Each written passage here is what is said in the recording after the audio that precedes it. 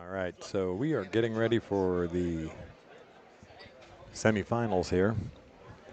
It's going to be Vitaly Patsura and Miguel Polanco. Make sure, so we restarted the stream as you guys noticed. So do need you to hit that like button again, subscribe, share it out there. So there's going to be some people wondering where the stream went.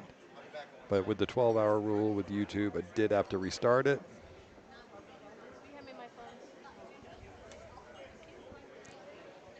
And so we've got Miguel and Vitaly getting ready to go, just hitting a few balls.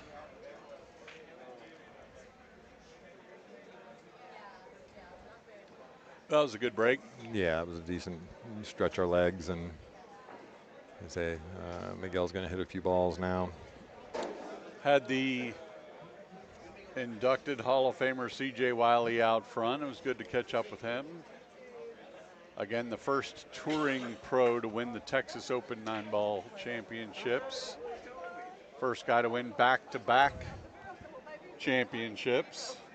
Well, how did Vanover go? Was CJ before Vanover? The first guy to, not besides Bob Vanover, that just dominated for all them years. Sure. But he kind of set off a string where it became pretty common at place after that, where you had John Mora, you had, Sure. a bunch of guys jump up and start doing back-to-backs. Right. You can kind of dig Bob out of the equation. That guy just dominated it for so many years. All right, so we've got these guys just hitting a few warm-up balls on the table. And yeah, even though Vitaly just played on the table, he still want to just keep his stroke moving, even with just a sort of 10 or 15-minute break. But yeah, want you guys rejoining the stream. Make sure you'll hit that like button again, subscribe, share it out so people are catching this. This is the semifinals. It'll be Miguel Polanco and Vitaly Patsura. The winner of this gets to go on. It is the B-side finals. So the winner of this gets to go on and play Shane Van Boening in the finals. Yeah, Shane's going to be hard to beat. But winners break format. Anything is possible. So it is the 52nd annual Texas Open, sponsored by Predator. All right, so these guys are going to lag it up. Nice shake of the hands there, and here we go. Let's lag it up and go. It's Vitaly on the right there in the lag, even though the name's on the opposite side. So both hit a pretty good lag. Pretty good lag there. I think Vitaly's going to get it. Yep. So we are ready to get it on. This is the B-side final. Yeah, Vitaly, we're good to go. Thanks for checking. B-side final, again, winner of this gets to go on and play Shane Van Boening, who won the hot seat. We have the bar full of patrons. We've got the grandstand over here right next to the table, about 90% full. There's still a couple of seats there if you want to get down here and watch the finals. That's the bleachers. Let's get over here back onto the table and Vitaly Patsura. Let's settle into a familiar place for Vitaly, trying to reach the finals for the 4th year in a row. So Kevin, let's watch this speed real quick.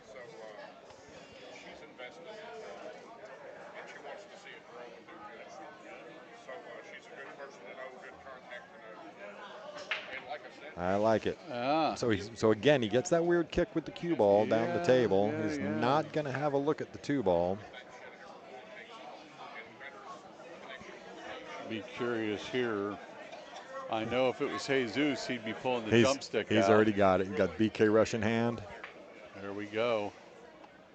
I mean, it is a lot closer to the pocket. It makes it easier to go for the make here.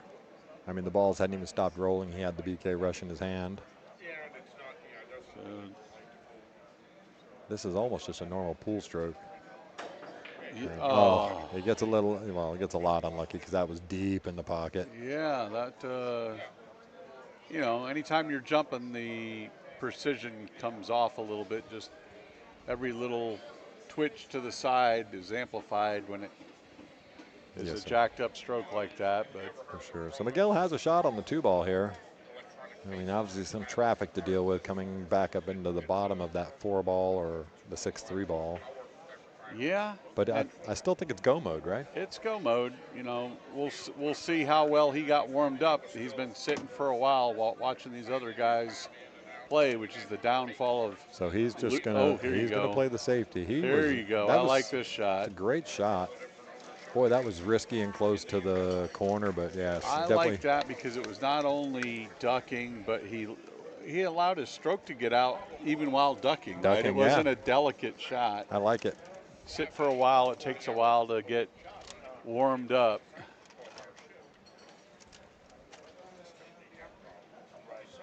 All right, so And Vitali's got the jump stick out again. BK rush again.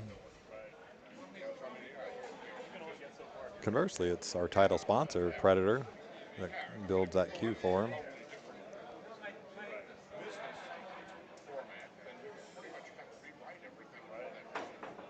Oh, look at that. He hit that to perfection. Wow. Yeah, well, that was about 3 times harder than the last shot. It was. He just hit that. I mean, to hit it, not only to make that ball, but then to hit it with speed control. Yeah. So the cue ball leaves him a shot on the 3. That was Good to see. world-class shot there.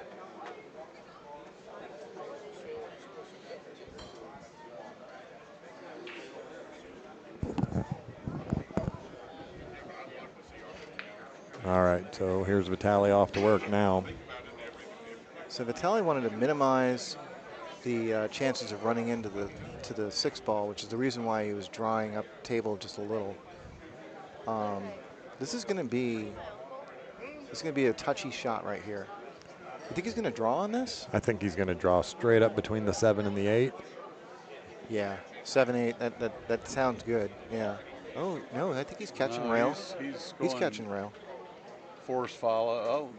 Oh, Okay. yeah. So I don't spin. like it. Yeah. Well, we knew it was going to be a bit of a touchy shot. He seems like he's got enough of it here. Oh yeah, he's good. He's still in attack mode. Yeah. Ah, that was close. Yeah, what a good shot. Wow, yeah. Now, I don't like the angle that he got here, though. It was good to get out of there, but now Now he's got to deal with that 9 he's ball. got to deal with the 9. You know, not that it's. Does he just come bump it off the rail there, end up about where the 6 ball is? Yeah, he's going to try to do that. I mean, he's going to leave a little distance, more than he would get if he had something straight. Well, he had enough room. There you go. Just proved us wrong. We really need to get a camera on Vitali's head. Make it so much easier to see these angles. It's just that here we are, we're sitting just a few feet away from the table, but it can be difficult to pick up on those nuances. Good use of spin there to get back for the 7. He's got a pretty straightforward shot. Wants a little bit of an angle, although he'll be able to draw back. Question is whether he goes below or above. Yeah. I like him to go above and shoot it down into the bottom left if he can get there. But yeah, I think that was a good call. He might end up going below. He's putting draw on this. Yeah. Yeah, he's going to go below and just take it down the long row. Yeah, you were right. He got a little too flat. Sure. And going below is definitely the move at that point. Smart to not let the side pocket come into play. If he would have tried to suck it back up above and he mishit just a little bit, he would have had some peril there. Yeah. And with the 9 ball slightly off the rail, short side shape wasn't that big of a deal. So good call there, Kevin. As usual, it seems like Vitali, every year that he's been here for the last 4, gains in strength and confidence as we get towards the final. Every match he plays, it seems like he's definitely stroking more confidently and in dead pop. Yep. Yeah. Yeah, he's been steady as a rock all day, all weekend. All right, so Vitali strikes first blood. 1-0.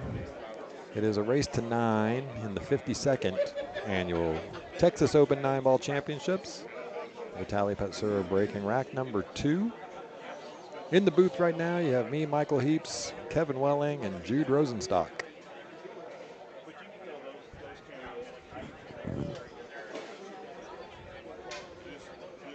It's actually Jude Michael Rosenstock, in case you wanted to distinguish me from all the other Jude Rosenstocks out there. Is it really?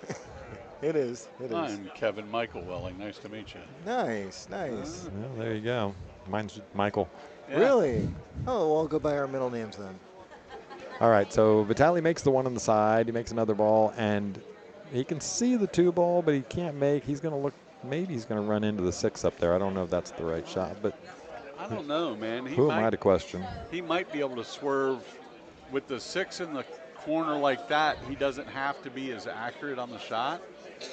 He might be able to take this on with a little bit of swerve and just play the combo because the pocket's so big because of where the 6 is. Yeah, I can't quite say. I think he's going carom. Yeah, I agree. I agree. So long as It he can looks like like just it the way he's hold that, queuing that up. 2 ball. Yeah. Well, it's just not a speed play, right? Yeah. That way the 2 ball Beautiful. stays there. Yeah. Beautiful. And I think, I can't quite tell. Well, actually, on the monitor, it looks like he doesn't have an angle at all. But He does I think not. he's got a little bit of an angle. He might be able to reach that side rail. I can't tell. Right. If not, this is really challenging. Well, the good news is that the 3 is makeable in the corner from anywhere up table pretty much. I want to go a little closer, obviously. So my eyes did not deceive me. He could touch that side rail, and he's gotten really good shape on the 3. Natural to come over for the 5. Yeah. Between the 8 and the 9 here, he'll just come down between the window. I look for him to maybe put a touch outside to kill it when it hits the side rail over here and hold it up above the 5. Yeah, he's going to use a low ball, try and like kill the speed on the cue ball. Perfect. Jump, Judy. This is going to allow him to get easy access on that 7, and that's really the only challenge left, and he's got near ideal shape for it. Yeah, he's got the perfect angle to get to the 7. Yeah. Yeah, and even if he gets dead flat on the 7, he's fine. Yeah. Sure. Yeah, dead flat is great.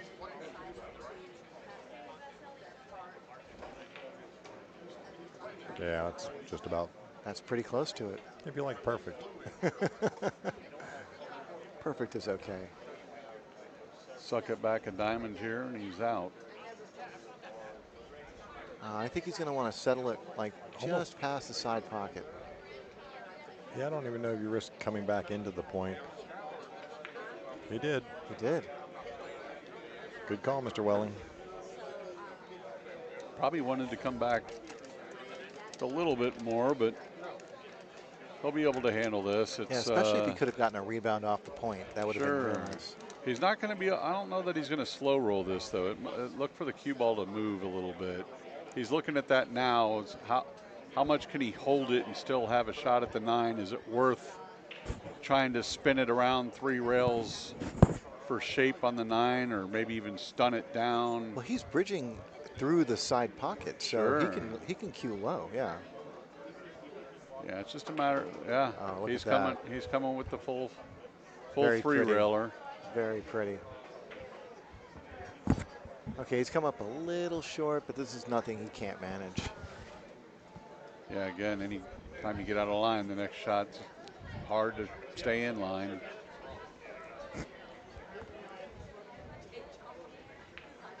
Vitaly Patsura.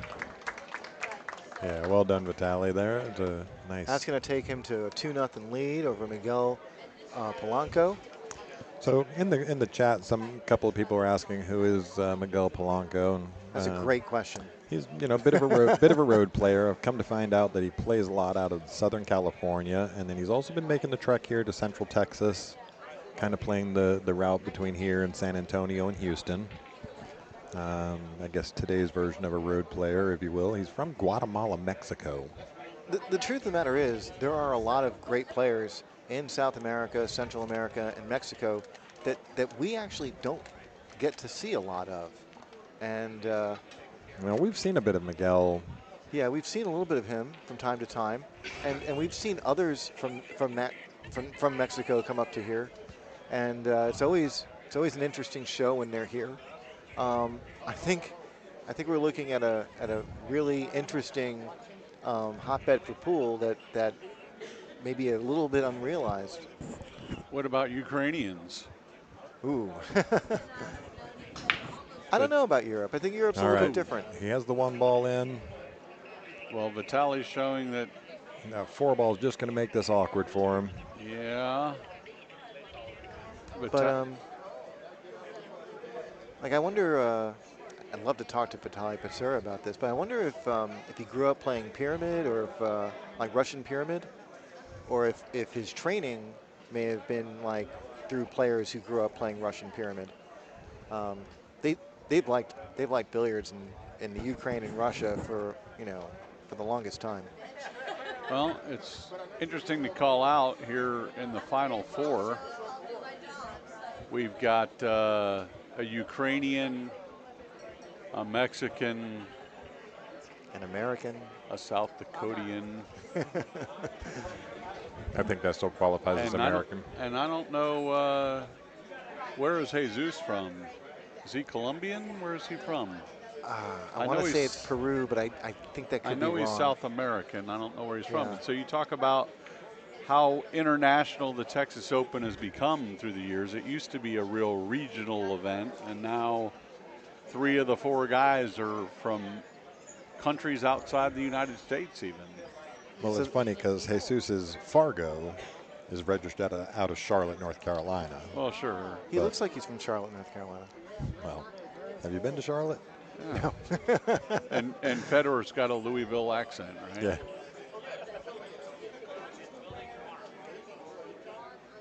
Have you seen Federer play baseball? Certainly he's not going to take on the carom here. No, I don't think he is. You think this is a But- two-way where he's looking? Not at all. I think he's going to use the 5-9 as blockers, and he's going to try and tuck his cue ball behind them. That's what I think he's looking to do. Yeah, but it dang sure looked like he was queuing up the 9 ball to take a swing. I think that's what he was doing. I think you're right. I don't think the shot was there without digging into it, but I think he what- should have gone exactly with what the, he was trying to do. He I was think trying you're to roll right, it. but I think he should have gone with the defense. Sure, defense was a lot more natural. Yeah. So just a just- half an ounce lighter, and Vitaly's jumping out of this. So just to finish the thought on Jesus, he is from Venezuela. Venezuela. Oh. I knew that. Darn. I apologize to Jesus's fellow countrymen. I meant no offense. Still an international affair here at the Texas Open anymore. It seems right. every year we've got players from all over the world coming in. So Vitaly's going to 50-yard line himself here a little bit. 1 2 1 2. Just call me when you find it. Just my ignorance. Okay, mama. Nice slow pace here. Holds the angle. Although he This is a got a little little tough. funny with the 8 ball. Yeah. I mean, this is not a very challenging shot normally, but when bridging over a ball, suddenly it can feel a little challenging. Hey, do me a favor, Jude. Yeah, Put your microphone on the other side of your head so you're not picking up that conversation next to absolutely. Hold on one you. second. Thank you.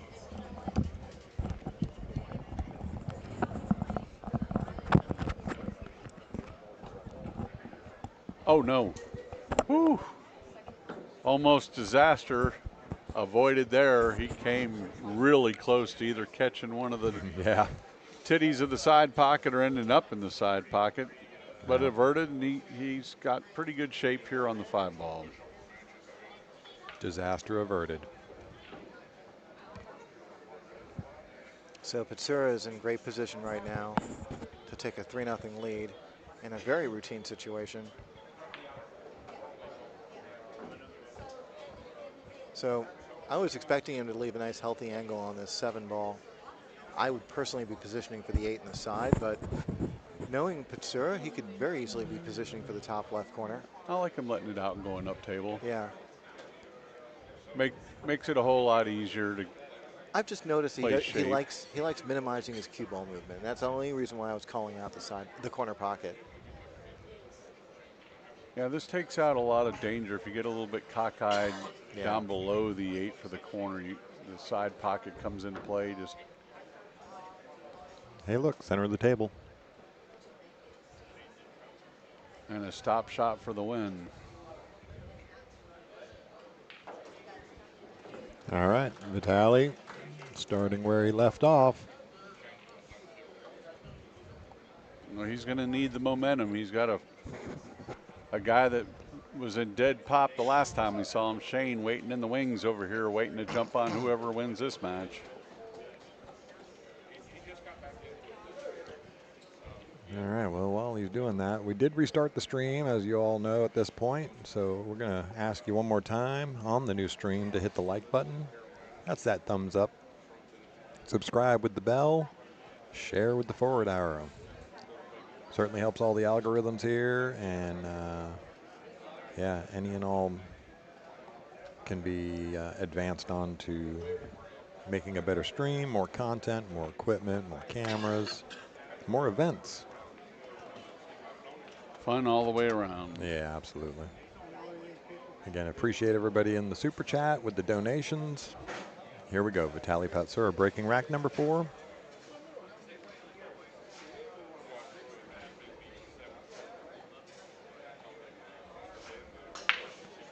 Bringing the heat. Yeah, man, I love. This is going to be really good. And I love his form, man. If you notice, he kept his head down all the way through that. He didn't drove all the way through it before movement. Yeah. Yeah, really kept solid on that break. This is ideal. I see no issues here, really. The 2 ball's going to set him up nicely for the 3. The 5 ball's right nearby. Yeah, the 6 he's going to have to come short side for, but it He should may be not have to. should be a natural. Yeah. Oh, come on. The 6-9's on. What are you talking about? He could very easily play the 6-9. I wouldn't be surprised if he did. But still, he gets to have his way with this layout.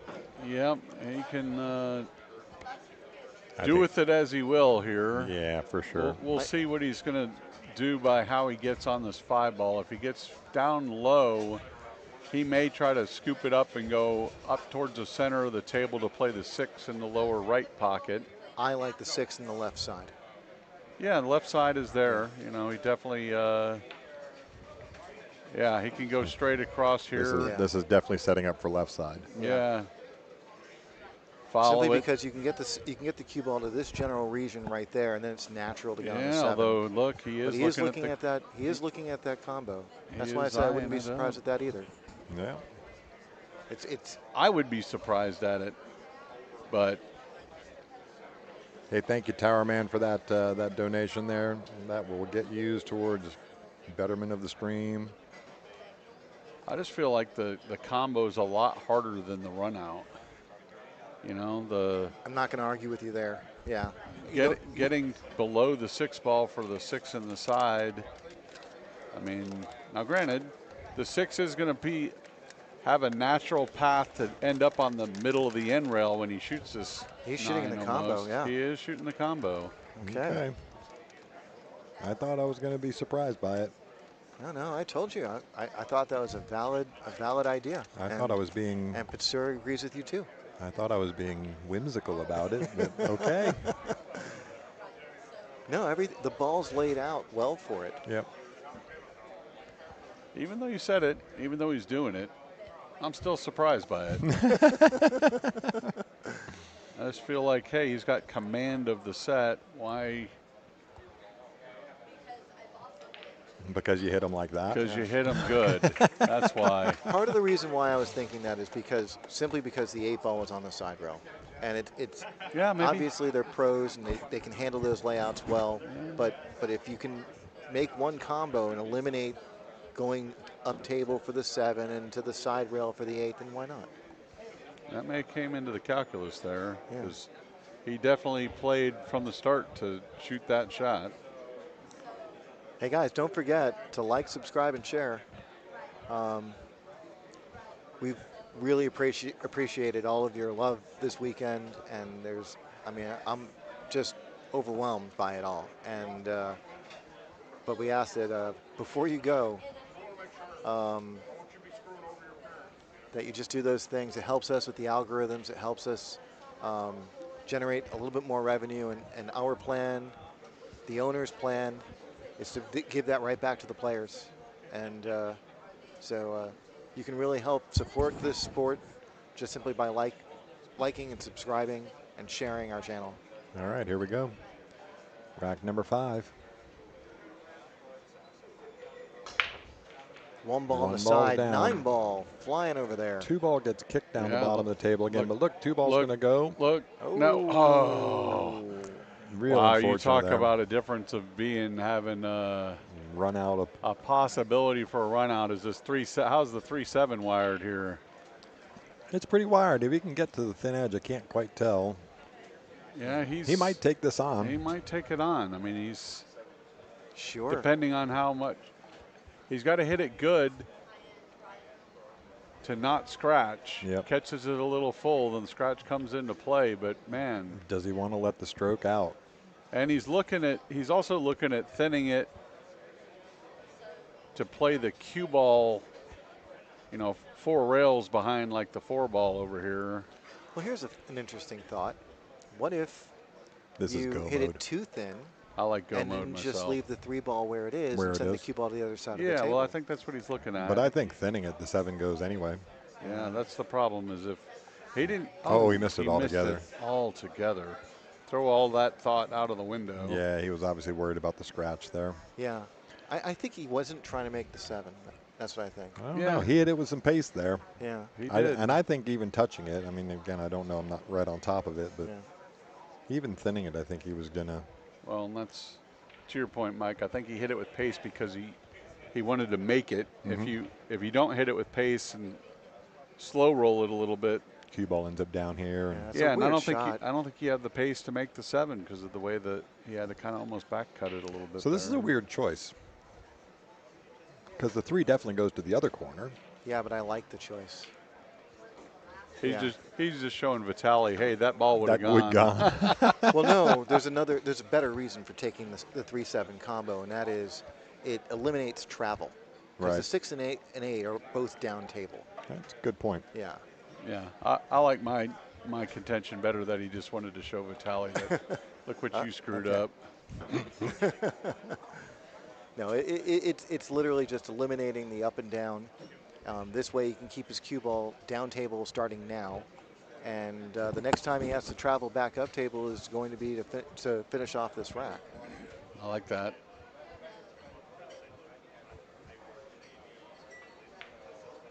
Yeah, whenever you have a combination opportunity with ball in hand, it's important to look at the sequence and see, is this ball important? Like, if removing it off the table will make the sequence easier. And that's exactly what Miguel did there. All right, so I apologize. I did pin the wrong bracket up there. I'm going to correct that for you right now. I had the women's bracket pinned at the top of the chat, so I will change it for you.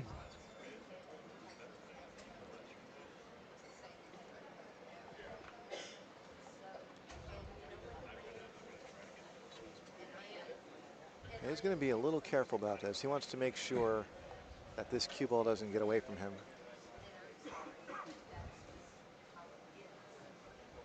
He's going to want to bring this back up to, like, ideally around center table. Right between the side pockets, right? Yeah. Anywhere in that center table area will work fine. Yeah, that's it. That's pretty beautiful. perfect right there. Great stroke. Hey, thank you, Rick, for the super chat donation there.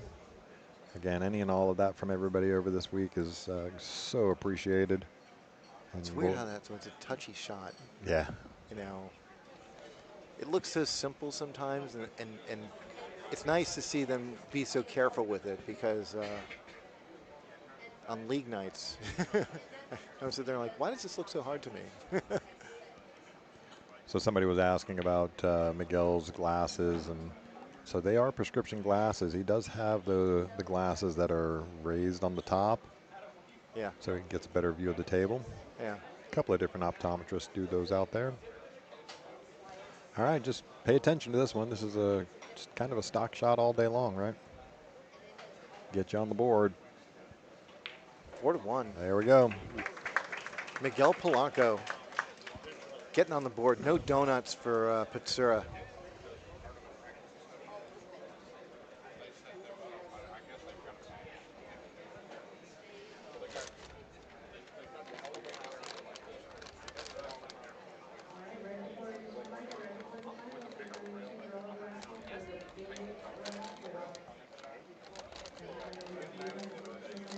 Interesting to see the conflicting styles of play here. Patsura, a little bit more of a fluid stroke, nice, long, classic, modern stroke, where Miguel really kind of has an old school stroke about him. He's a little bit more of a power player. Yeah. Maybe it's just his stocky build and kind of how muscular he is, but he does have that kind of old school 90s style stroke to him. All right, well, misses the one. And he's going to have a dry Man, break here, but he's got, he's got safety break going on there. Yeah, he's done that a couple times here on the stream table, where he's broken dry and left kind of an ugly rack after the fact. So do you, same thing, do you just push down to the center diamond here on the bottom rail? Maybe not, because that's a dead shot in the corner. That may be a go if you give him too much. Maybe this first diamond over here? Yeah, this has got to be a little bit between the first diamond and the middle diamond here. You want to leave him a piece of the one, just not enough for him to make it anywhere. Yeah, Vitali's just seeing if he can leave him up the table. Does the 1-9 go? And it's close. So I don't think he wants to leave him up on that end of the table. I don't want to leave him there just because, man, you get somebody swinging at it. You don't want a guy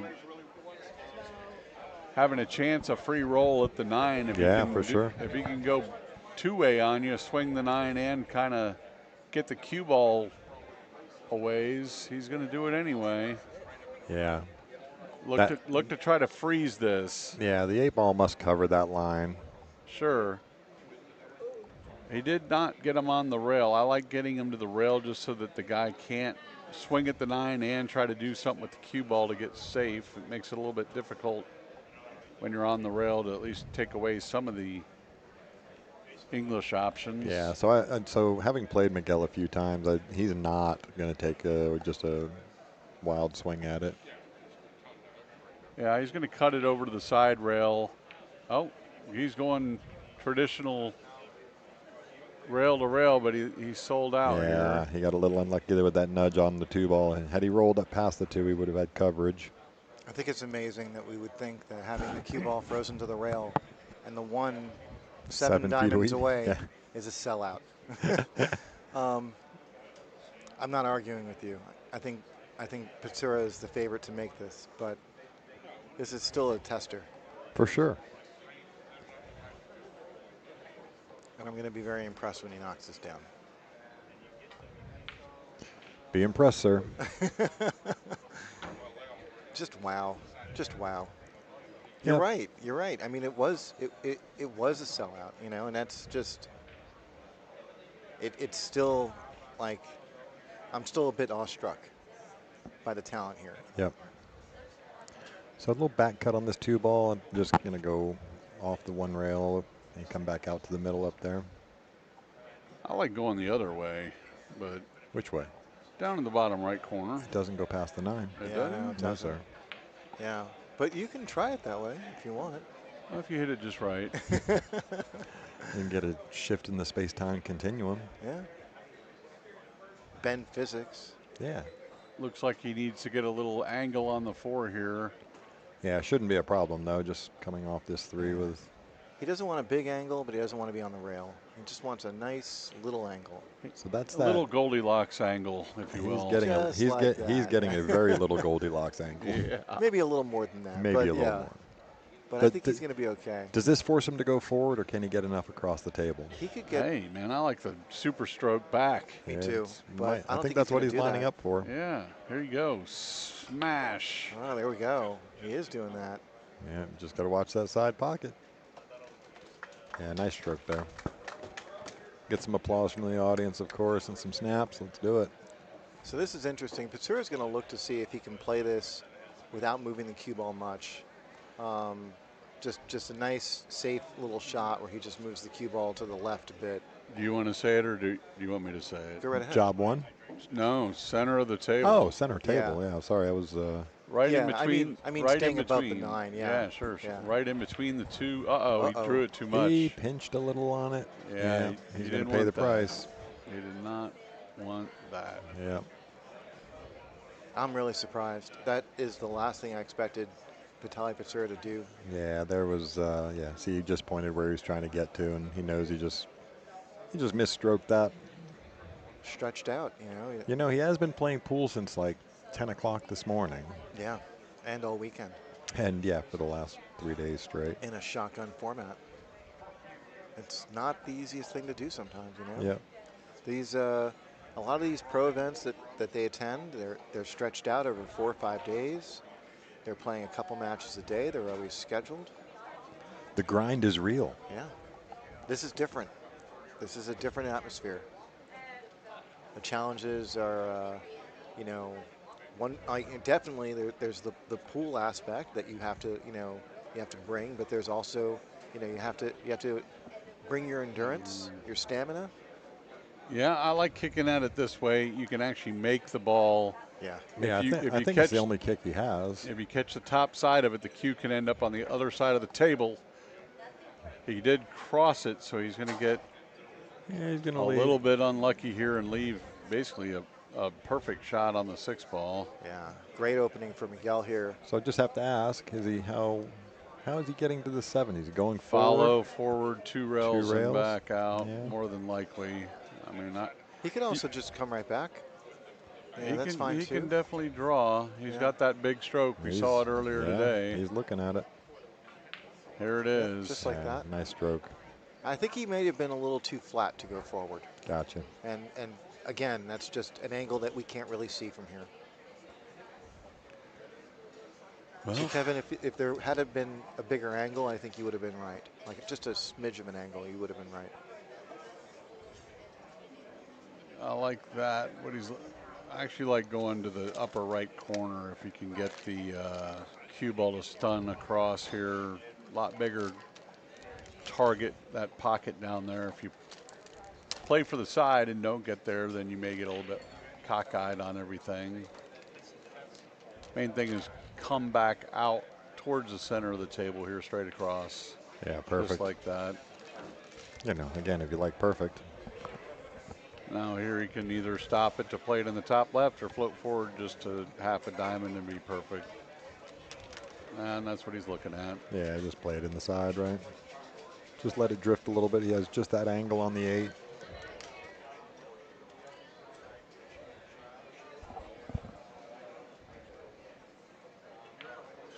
Yeah, just perfection right there. So Miguel Polanco is going to cut the deficit to 2 games. We're racing a 9. This is the semifinals, the B-side finals. Winner's going to take on Shane Van Boening, who won the hot seat earlier today.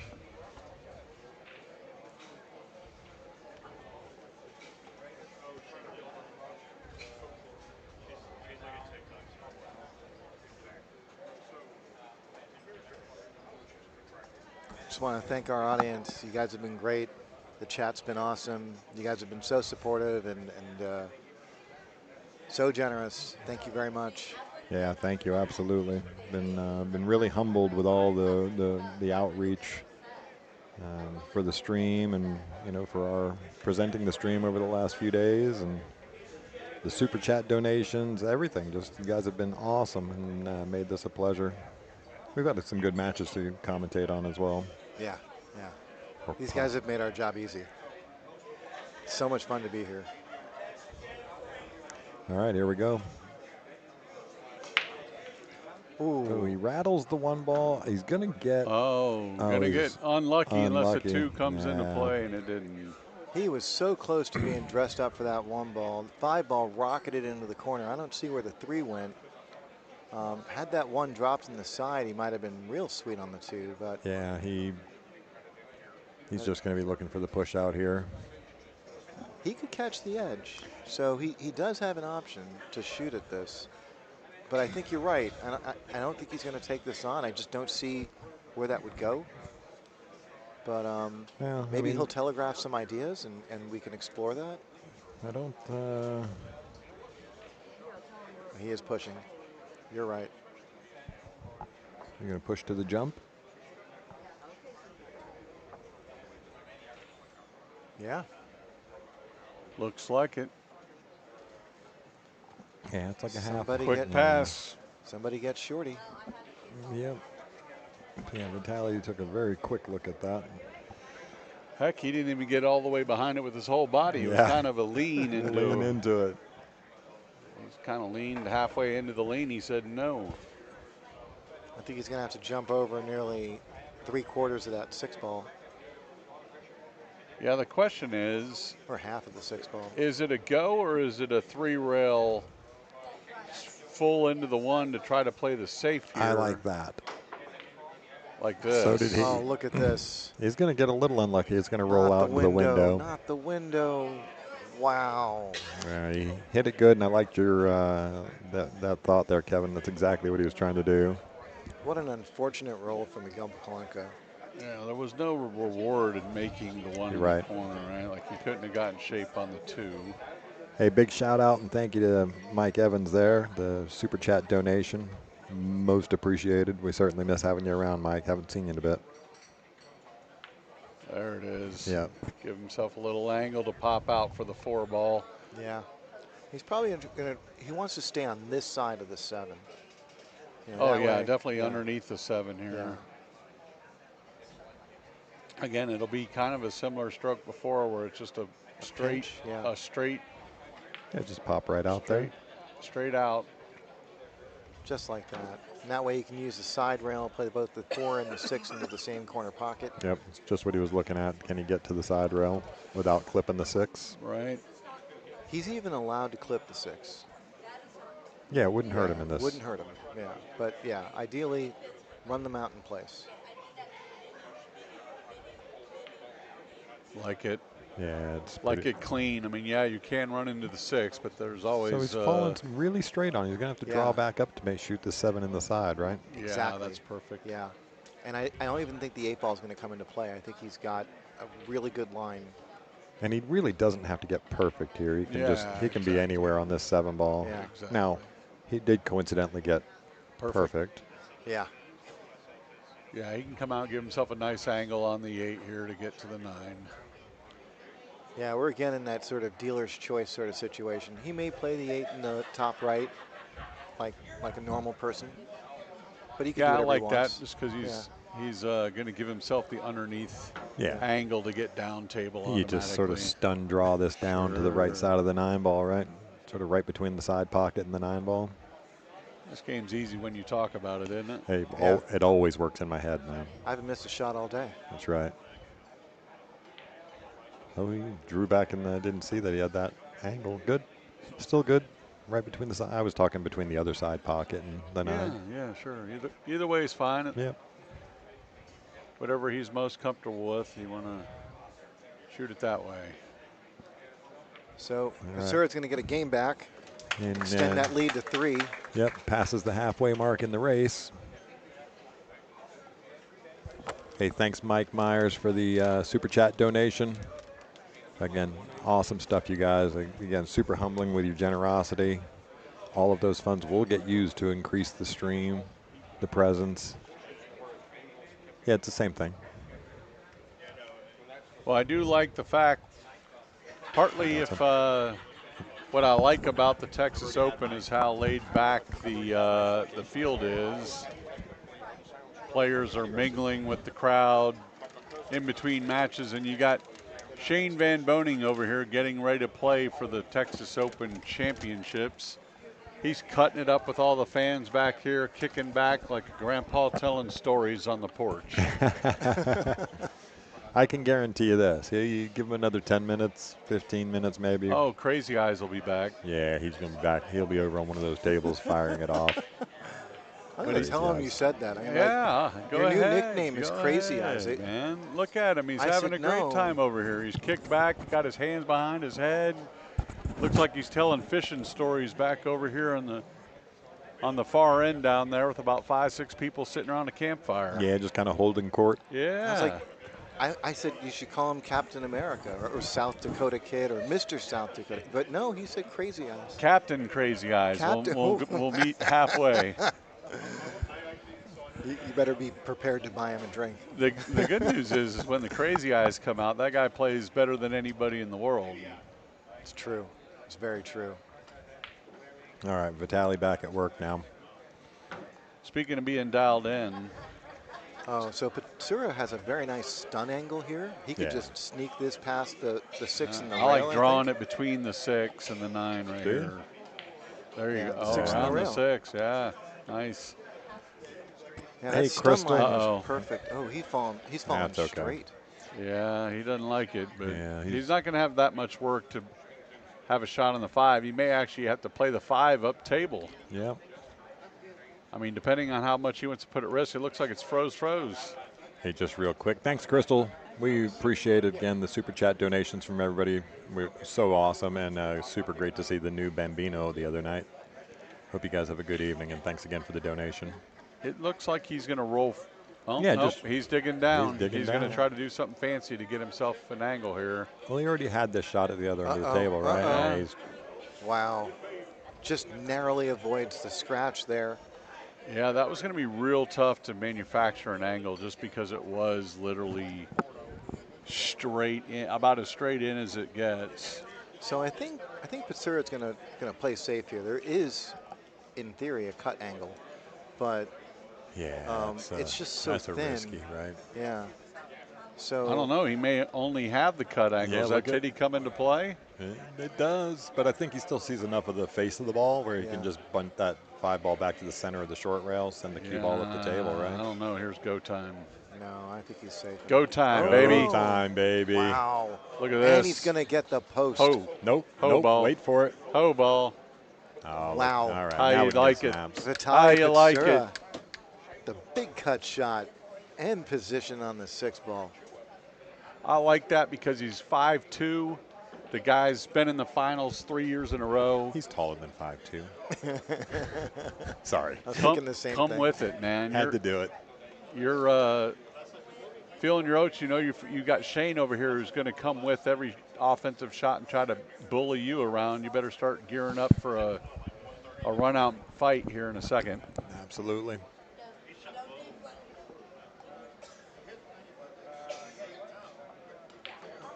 Yeah, what a great shot. Oh, no. He's overrun it. Overcooked it. You know, the good news is that 9 ball goes to all 6 pockets. And there's 6 on the table. That's even better news. All right, just has to pay attention here. All right, bear down. Yeah. Put it in the hole and move on. I think it looks like he's going to try Yeah, and pinch just it to the rail, I Pinch it think. to the sure, Yeah. just in case. Yeah. Nice.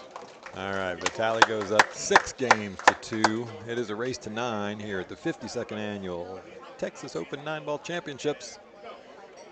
Hey, real quick, you know what we haven't done? I know a lot of things we haven't Well, done, I'm but talking go about ahead. today with the stream. We haven't said hi to everybody. Oh, So hey, there we go. we haven't done this at all today. You have to give me a warning. What are you going to get, makeup I over was here? going to say makeup for Mr. Rosenstock. Yeah. Anyway, if you don't know, I am Michael Heaps.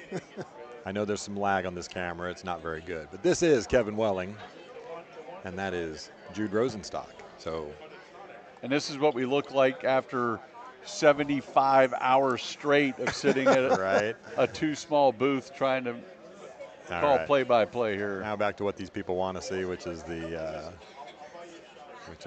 They're the pool. 2 biggest guys in the room, and I got to sit right. I got to find a little bit of space in this table here. Was that a fat joke? No, I didn't say Seemed like a fat. fat I joke. said big. I was- Both of you guys are so- like 6'5", So I was not listening. So I'm gonna just and I'm like bow out of that 5'9". conversation. I'm like okay, normal let's height. get back to the pool here. We got Vitali with a great break. Makes the one ball. Let's rein this back in a little bit. Yes, One yes, ball's yes. in, the the 8 ball's in. He's dead straight on this 2 ball with a great looking rack here. Wow. I think you couldn't dream for much more after that. Stop shot the 2 ball. Stop shot the 3 ball. Or 4 ball rather. Yeah, I mean, come on. Yeah, There's not a whole lot of trouble here. there isn't.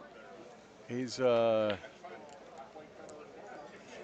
just a matter of how close he wants to get to this 4 ball. So he can just draw back up to what we're looking at is the right side of the 4 ball, right? Yeah, yeah, he can definitely do that. You know, it depends on how aggressive he wants to get. He Well, definitely doesn't want to overstroke it and get out of line. Yeah, he's stroking, that's for sure. Perfect. The only thing tricky about this rack is the amount of traveling he's going to have to do. Yeah, getting from the 5 to the 6 here is going to be a little bit of a challenge. But if he gets about where the cue ball is, he's got a perfect angle to come back without much. Well, you just saw him point at the table there about a foot left of where the cue ball is now, and I think that's what he was looking for. So 2 rails off the 4 ball to get there. I like straight up and out, but he's going to spin it to the side rail. He's a European. They go 2 rails. He's prone, as he's prone to do. So I think he's a little bit thinner than what his goal was. I think he's perfect here. Oh, he hit his goal? Sure. Okay. Because I was just going to say, That's almost where he pointed at the table. Now the question is, if it was a little bit to the left, he could 1 rail down. Right. Where he is now, he'll probably go 2. So, Well, yeah, he's going to come above the 7 ball, you think? Oh, he's still going 1 rail. He's going to dig into this. Yep. Yeah, why take Oh, the... he's going 2. Oh, he got close to clipping the 7. well, and he got straight and he's in dead again. straight again. He's had this shot before. I think this is his 3rd or 4th time this set. Yeah, he. I think he might have a little better. He's not quite stuck to the rail here, so. That's part of the challenge of Let's watch it from when you're overhead traveling here. a lot. Still more straight in than he wanted, but he's going to come that's out just- pretty dang good here. You know, he has won this a couple of times, you know. I heard he can play.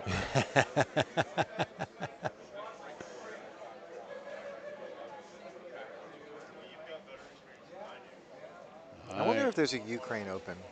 We'll see if he lets his stroke out to go up and down here, or if he's going to slow roll it. I'm guessing he's going to let his stroke out. He just let that stroke Ooh. go. Uh-oh.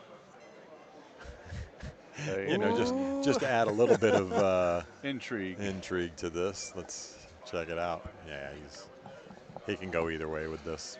It's not optimal, of course, but Not optimal, and you know, truthfully, this is where things matches go wrong. turn. Yeah. Yep. So he's going to try and shoot this into the side pocket. Yeah, and just kill the cue ball off the top rail. Perfect. Excellent job.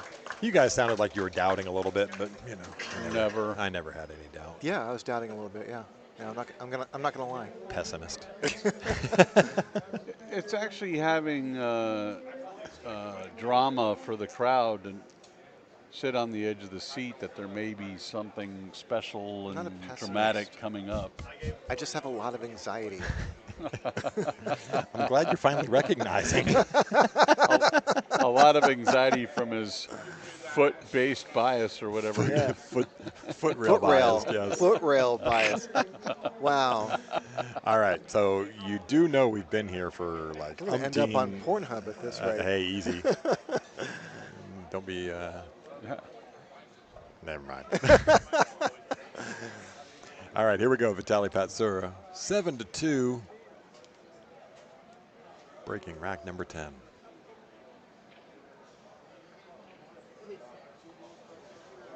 Bring the heat. He lifted up a little bit, but wow. He's going to be perfect. He's going to be perfect, although he got saved a little bit. That cue ball was rocketing It towards that was. side pocket.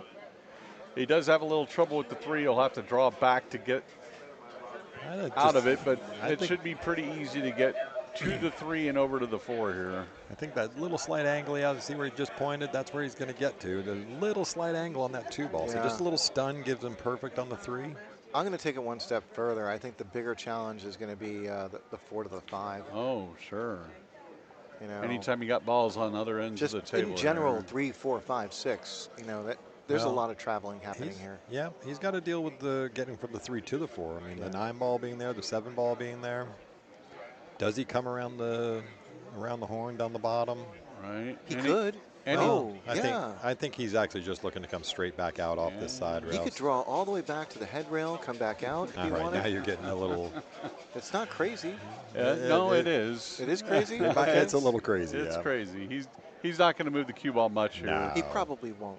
But He's going to go over to the side rail and back out almost a little bit just past to where the 3 is right now to give him a perfect angle to get back to the 5. still, though, I think anything beyond that, he's going to put collisions in play. Yeah, just keep it simple. the most important thing, though, is very, very soon, and ideally on this shot, he's going to want to try and minimize the number of long shots he'll need to take going up and down table. Well, I think he's got a good angle here. Sorry to cut you there, Kevin, but he's got a really good line here to come down between the 7 and the 9. Yeah. Now, the key here, he's done it a couple times now. Don't end up straight on this 5. Come up short. Yeah, he has done it a couple of times. There you go. Yeah. That's a better play. Make sure you give yourself an angle on this one because you got to go all the way to the other end of the table. All this right, time. dealer's choice. This is still a little flat. It is. Dealer's choice. You go up between the 7 and the 8. I don't like it personally. I try to get in between the 7 and the 9 if I can. Because he's really going to be punching this. You know, I think he's a little flat for that, isn't Yeah. he is. He may have to go on the other side of the 8 ball and around. Let's see what he does. Yeah, he's just going like around. There you go. this. Well stroked. One more good shot here. Yeah, this is the end of the traveling, really. This one last 6 to 7. And he's handled this so well. Yeah, I like how he's looking at this. It's not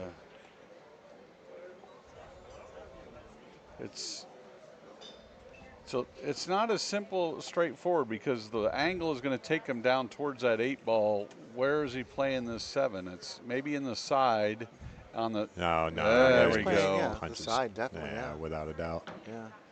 There we go. He probably wanted a little more more flat, oomph. but A little more oomph. he'll take this too. He can run up the table and come back down if he wants to. Yeah. He can just sort of slow roll this one in. I like the more positive he's stroke. gonna He's draw. digging on this. I like this. He's going to go like 3 He's rails. he might be going in the corner. 3 rails. Wow. Go, spin. Spin, how it killed. All right, well. He wanted a little bit more out of that, but that's fine. Maybe it's not fine. I take that back. He wanted a little more out of this. He wanted a lot more out of that. Yeah. It was kind of funny how it killed the speed off that second rail. The spin should have just. You got to really punch those. It's almost like he was trying to shorten it up even more. Oh, yeah, and not go the third rail maybe? Yeah. The way that he put the spin on that ball. Look at this. Oh, my goodness. Come with I it, love sir. it. I love it. Hey, you know what? Look at this, That's what sir. I'm talking about. Shot of the tournament right there, folks. That was awfully reminiscent of That's what I'm the talking shot about. that Shane hit in Yeah. the hot seat match. Let the stroke out. Get on the hill. Vitaly Patsura. And then just My man coming with it. bringing fire. Yeah, but that shot there that he just let go, I mean, just let the stroke go on it. I mean, it was really, really similar when Shane was playing in the hot seat match final with Miguel. He hit almost the same shot, right? Goes up the 5 rails, comes out straight off of that bottom rail, perfect shape. Sure. It was really, that's great to watch the two I of them. haven't paid attention to the chat at all, but hopefully those folks appreciate that he got out of line just to come with that shot for a little bit of drama here. There you go. I thought that was awesome. And it's important to do that sometimes. It reminds your subconscious what a positive stroke feels like, and it's a good type of shot to take heading into the finals. I'll go even one step further. If you don't come with some shots like that during the Texas Open, you're not going to ever win it because you have to come with those every once in a while.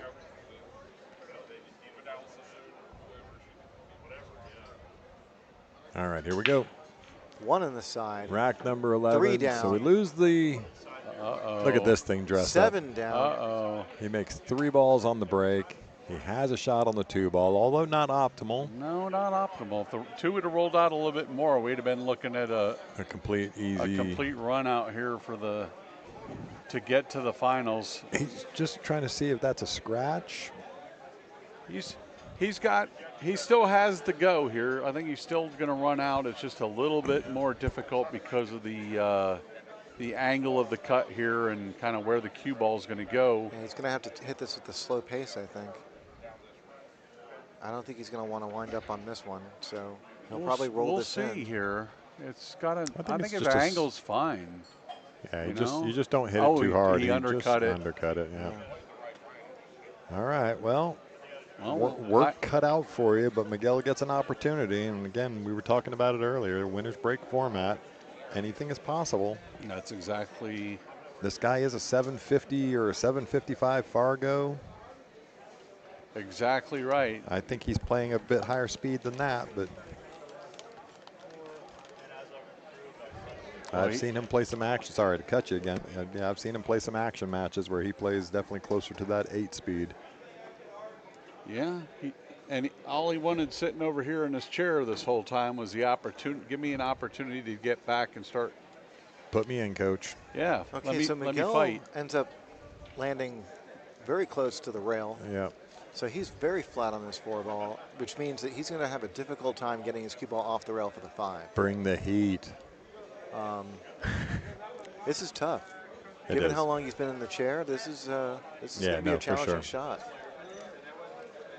Well, he'll definitely put a little stroke into this just to get off the rail, even if he does choose to play somewhat conservative and not put the full spin on the ball. He'll want to get off the rail with some pace here. Yeah. There you go. Bring the heat. No, he doesn't like it. Yeah, of course. It's going to shoot into the bottom corner. Maybe not what he was looking for, but he may be going side pocket here. I don't know that he can get to the 6 if is he the side pocket available, or is the 9 blocking it? I can't tell. I think it's available. Let's take a peek. It looks like it's available. It's going to be a tough shot, but he's not even looking at it. He's just looking right to the corner. Yeah. I don't think he actually even looked at the side pocket. I don't like going. I don't like following here, man. There's too many things that can go wrong. This is weird. This is definitely weird. If I'm not going for the side pocket, I may even look to duck behind the 9 here. Bingo. Yeah. Overcut the 5. Yeah. Okay, now down towards the 6 and get in, nestle in behind that. This 9. is awkward enough. I agree with you. Especially now, it's a pivotal time in the match. Vitali's on the hill. On the hill. Can't make any mistakes. This is not go time for me, but yeah, that's what he's doing. Oh, you guys called it. That's such a great shot and a great touch there from. Sure. It's frustrating when you have an out and suddenly you find yourself in a position where you have to play safe, but it's mature and strategic to recognize when you're probably not going to get out. And that's what he did. What is Vitali doing here? He's gone twice in the air. He's going. He likes the jump, man. That looks close to the 9 ball from here. Can we see the overhead on that, Mike? Yeah, absolutely. That's not a lot. Hey, of guess space. what? It looks close to the 9 ball from there too. It looks close to the It's 9 about ball, a ball's width. But watch this. Less than a ball's width. I'm going to leave it on this view. This guy will get this thing up and over. Let's see it. I don't doubt his ability to get it over. I think he hit the 9 first. Hey, I like the effort though. Yeah. It's a great safety by Miguel. Yeah. I gotta bet if you ask him true serum in his veins, do you shoot that if you're not 8-2 right now? 8-2. If you're 7-7, he's not shooting that.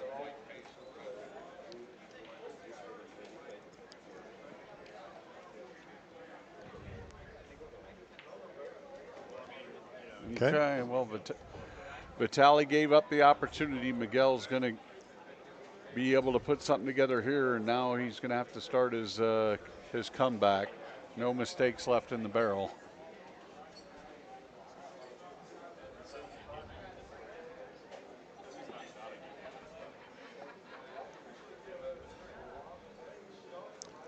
Vitali also gets the distinction of having the best hair at the Texas Open. Just saying. He always does. That's not fair. Just saying. I mean, if there's an award for that, he's winning it every year. I just looked over and is like, here we are 12 and a half hours into this deal. And yeah, there you go. Have you not seen Rachel sitting up in the booth? Give me a break. We love you, Ray. Ah, to be young. All right, there we go. Miguel gets one on the board. We're going to go to 8-3. Looking to put up a six-pack right now. That would be optimal for Miguel. I'm really surprised Miguel didn't just take a break. You know, we haven't put the stall on. Yeah. He's been sitting for a while. You want Vitali to sit for a while. The worst thing he can do here is get up, dry break, right, and let Vitali get up while he's still a little bit warm, right? Yeah. Like if I'm strategically taking my break, right now is the time I'm going to the bathroom and stretching out a little bit. It's a really good call, Kevin. I like that thought, but Miguel's not going to do that. He's ready to fire away. Rack number 12, 8-3, Vitali leading. All right, so a little more controlled with the speed there. Yeah, look out. I think he's okay. Look out. The four ball. Well, did it cover it? No, I think he's good. And he's full go here. He does not have any problems outside of getting maybe. Just make a good first strike here, right? Yeah, get to the three. If you can get short, straight back on the three over to the left side of the table here and shoot the three in the bottom right corner. Yeah, the 3-4-5, the 2-3-4 sequence is really the heart of this. If he can get out of that. That's a pretty good start. start. He put a great stroke on more that. angle than I thought, and yeah, I take all that back. What a good stroke. This looks like a very routine layout. Yeah, he's got a little angle, just draw right up the middle of the table here for the four. I mean, really, he's going short side. Okay. Yeah, I mean, really, look at this. Center ball is going to work for all of these balls. Center ball position works for everything at this point. Or not, sorry, center ball. Center table position. Center table. Center table position, which I was trying to say, would work for all 5 of these balls.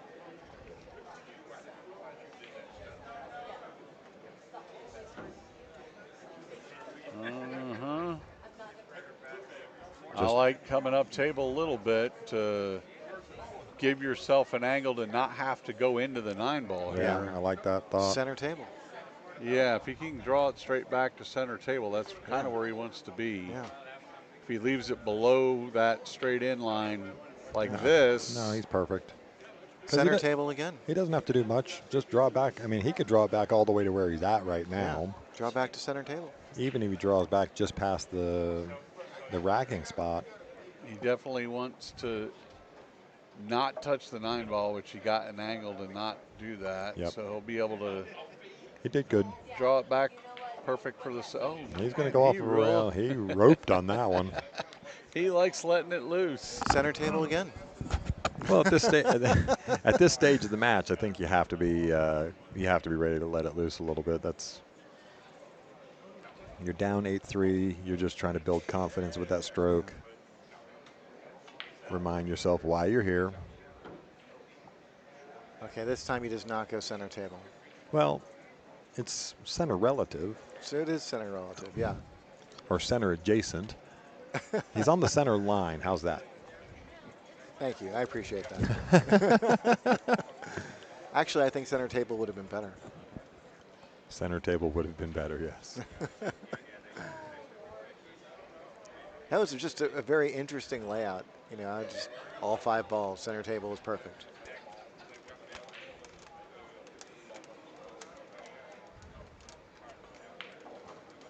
Oh, he went with the heat to go around that. I like it. Miguel Polanco going to pick up another game here. Yeah, Alex, we keep talking center table. There you go. And look where he ended up. Center Center table. table. All right. Well, that's a great run out there from Miguel. Cuts it to half the deficit now. So 8-4 in favor of Vitali. We are in a race to 9, so Vitali is on the hill. Miguel fighting to stay in this battle. So you know what Limas is? The back of his shirt is that Yimas? I don't know. Like double L? I don't know. Yeah. Yemas. Yamas? I think you guys are reading too much into it, but I'm going to try and see if I can get some information from the Googles or the AIs.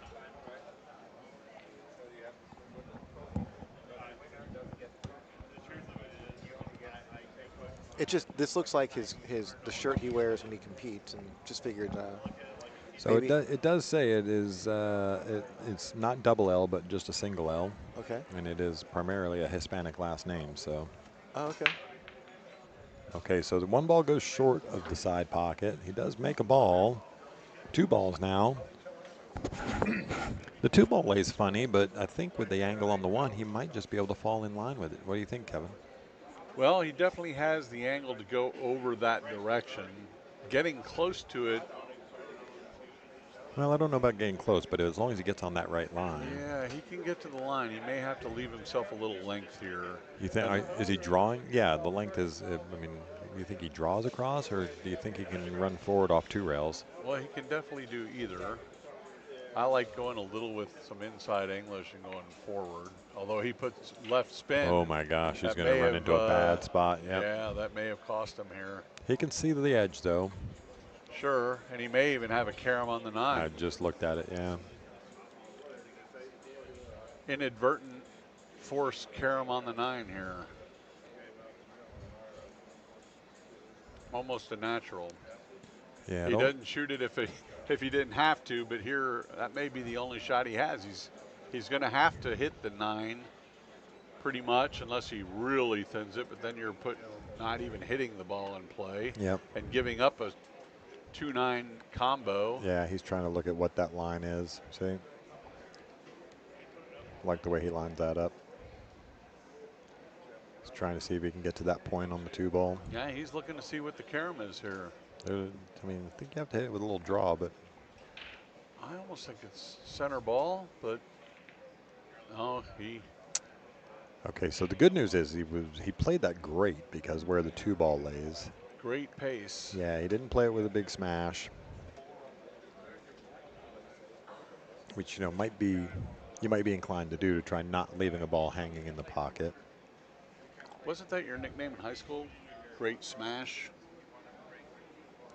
Something along those lines. I don't know. I didn't have anything for you. Sorry. I had multiple nicknames. None of them were great smash. So he's got a couple options. Can do the traditional, put the 2 ball down on the bottom rail here and try to bring the cue ball up table. Looks like he may even be looking at go here. I mean, as crazy as that sounds, it does look like he's lining up for the bank in the corner where he's standing, and I mean, he'll get shape on the 3 naturally that way, and he may even get safe if he misses. I was just going to say, do you play at his pocket speed and get the coverage from the 8 and the 9? Yeah, that's, oh. And he's just going to run out too far. Oh, maybe not. Yeah, he might have that covered. He got exactly what he was looking for. Oh, yeah, he's covered. He really wanted to make it, though. You could see him sit in his chair and kind of raise his arms like he felt like. Now, so there is a kick and make here for Miguel. Sure. Yeah.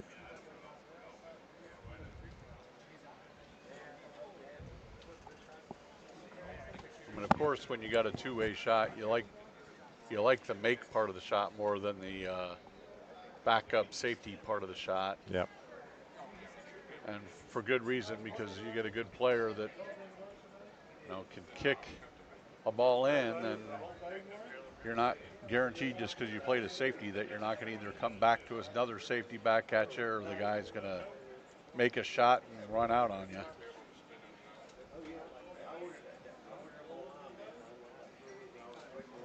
You can tell Miguel understands the point in the match that he's at, Yep. taking his time to line this one up. Looks like he's putting a draw on it. Lots of, yeah. Beautiful shot. Makes a great shot. It's Beautiful going to run shot. out, get open on this 3-ball. Snaps for sure.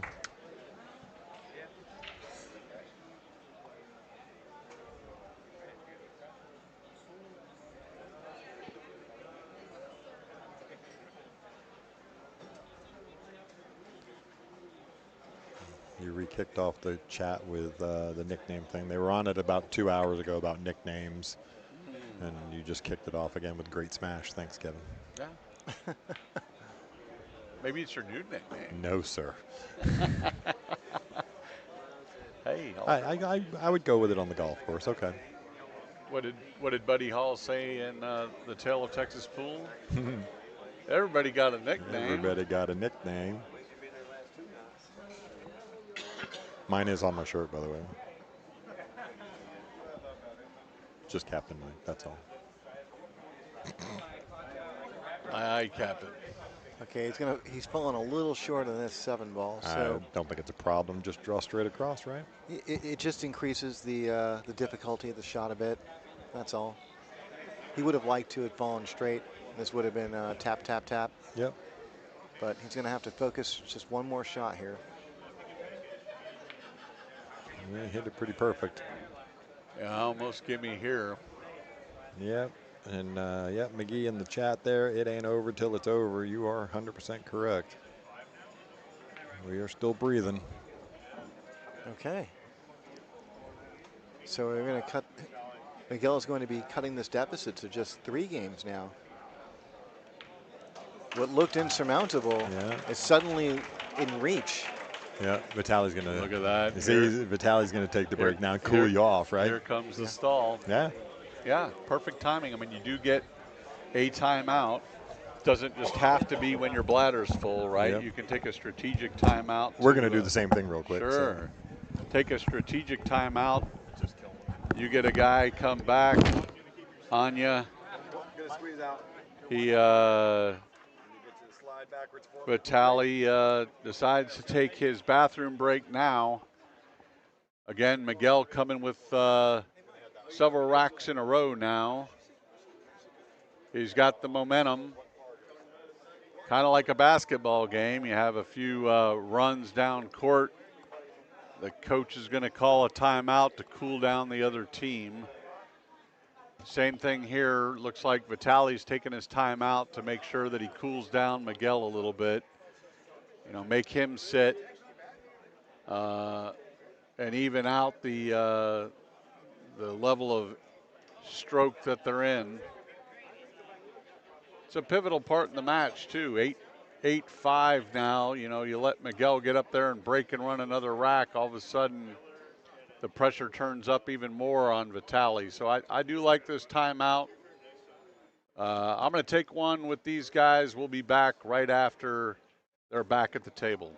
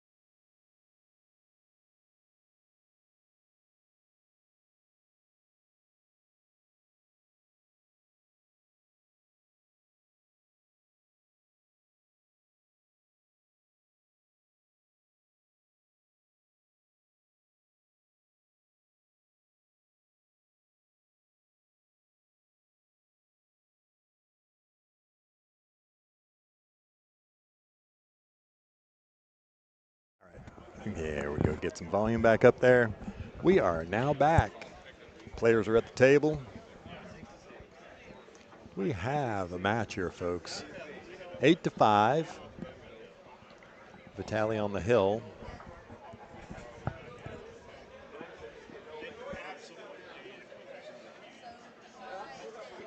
Still a solid crowd, even as late as it's getting here at the end of a holiday weekend. Folks are chomping at the bit for the finals coming up. Well, I can tell you this, Kevin. I have to be at work at 6:30 in the morning. My happy self is going to be here for the final. Yeah, it's almost a Texas Open tradition to be here after midnight. Late into the Hey, night. remember that we took the over-under on the start time for the final? Yeah. It's 9:54, sir.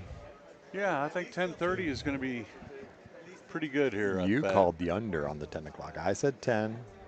You called the under. Well, let's hurry up with this break. Let's get come on, Vitali. I need to win my bet that we bet nothing on. Look outside pocket. Look at this. He came. All right, he there's came the dry with me. break. He came with it for me. I'm telling you, it's. Vitali's got it laid out in front of him. I'm going to tell Miguel that you wished that on him. No, we did not. All right, so Vitali has an open look at the one ball. He's just going to stop it right where he's at, isn't he, for the two? Yeah. I mean, no real reason to do anything else. Just wants to come off the rail a little bit. He may get a little punchy with this just to make sure the cue ball comes off the rail. Nice long follow through. Bam. Yeah, just like that. The trick here is going to be getting to the right side of the straight in line on the 3 so that he can come back for the 4 in the same pocket he's going to shoot this 2 in. Do you worry here about running into the 4 ball? He may go forward with this quite a bit. He was looking to see if he could shoot the 3 in the side rather than the 3 in the upper left corner here. So let's see which way he likes to go. Yeah, he's putting a lot of spin on that. Yeah, and that's what he's doing. He's going to shoot the 3 in the just get up to the top of the side. table. He got a little bit too far now. You can see the disgust in his face. Yeah, but he can still, dealer's choice here. He can actually go to the corner. He could, but neither the corner nor the side pocket gives him a nice natural. I mean, I guess following it forward, shooting it into the corner, he's got to fade the side pocket, but it shouldn't come into play. Just a difficult shot, way more difficult than shooting in the side like he wanted to. Yep. So we're almost at 3,000 viewers there, Kevin. I just want to remind everybody, hit that like button, hit the subscribe button. We got more content coming in the future. Want to keep you on it. We're well over 3,000 now. Get the like button pushed, please. All right, he's still assessing what he wants to do. See, he's looking at that if he goes forward. Can he get to that window between the 9 and the 7? Yeah, that's going to be the key here. I mean, if you're going to go, obviously you can make the 3 in the side a lot easier, but the shape isn't as natural as I like where he's going taking here. it on where he's going here. There it is. Yep. Oh, and he undercut it. Yeah. And all right, well, Miguel breathes a sigh of relief. Vitali shakes his head a little bit. We've got the comeback is still alive.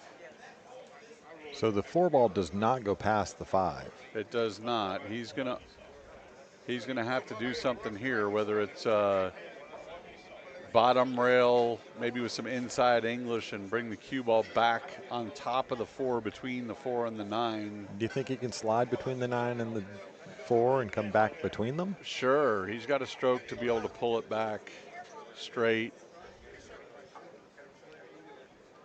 Yeah, the 4 going past that 5 is a big problem. Does he have enough where he can run into the 7 maybe? Well, you can't tell the angle really. Yeah, he can either come straight across here and straight back. Just slow roll this in maybe? Or he can come here, here, and over. Either one of those I think is good. I think he's looking to see how much he can cheat this pocket and just sort of slow roll it and maybe just roll down in front of the 7 ball. Yeah, well, definitely making the 3 ball is job one. Job one here. making sure not to catch the 7, I think, is job 2. You catch the 7 and bad things can kind of happen here. Yep. Or actually good things could happen. He could also run dead into the 4. Oh, look at that. Good call on that last second call on running into the 4. Good call there, Kevin. And he gets a favorable roll out of that, too. Just wants to find what angle he wants on the 5 ball now, because he definitely gets dealer's choice here as to where he puts it. Going to have a little awkward because it's going to be stretched out with the extension, or he's playing it with a bridge. Maybe he's going to just lean out there. I don't necessarily know if I like this or not. No, I don't like it either, but I don't know. It's close enough to the pocket. You know, you don't have to do anything at all with the cue ball. It's Except you basically, don't fall straight and don't fall on the rail. sure, but I think it's pretty much a center ball, just stroke through it shot. Or, no, he rolled forward a little bit, even better. Yeah, that's Doesn't have- fine, because doesn't now have- he can just go up to shoot the 6 in the side, right? Yeah, I didn't have to put any force into that. That was the good part of going forward. Yeah, that's the line he's looking at. And he can, yeah. I like pointing that out. He's going to float up table for the 6 ball, basically Just a little punchy stroke here, right? straight draw, let it float up table, center of the Yeah, table, he was come good. across. Yeah, And that's fine. yeah, it's fine. He's a little bit out of line. He'd like to have been a little bit more straight in so that he could have just basically stop shotted there. It'll make its way away from the 7 to create some distance here, but he shouldn't have to do too much and just accept that he's going to be a little bit further away than he would have been. Yeah. He's looking to see where, because I think he's just got enough off angle there that even slow rolling it, the cue ball is going to get up towards the 8. Yeah. Yeah, a lot of times. No, he's going to play it with Oh, some, no. No, it's fine. He got away with it there. He definitely was taking a risky path. Yeah. You just got to come with a good shot here. Yeah, he's got the natural angle to get shaped for the 8. You know, it's just a matter of the distance to ensure that he's stroking. And of course, in the back of his mind, Vitaly's sitting over here on the hill, so any mistake is basically end of his tournament. Well, it just magnifies what these end of rack situations. He hit that really good.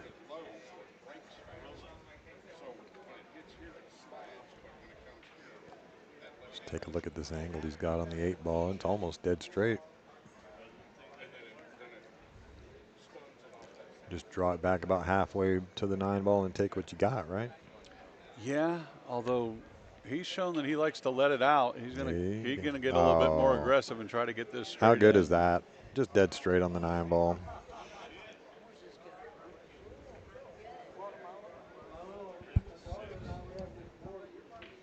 Yeah, there it is.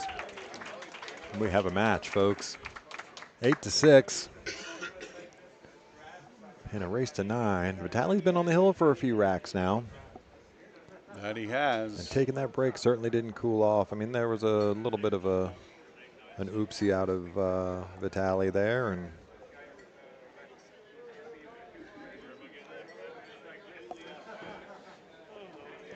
Yep. Again, Miguel's had a couple of breaks where he's broken dry and made it an ugly, dirty rack. We'll see what this rack brings here. It looks like he's taking a little bit of care to make sure that it's locked up tight. Yep. Real crucial break coming up here.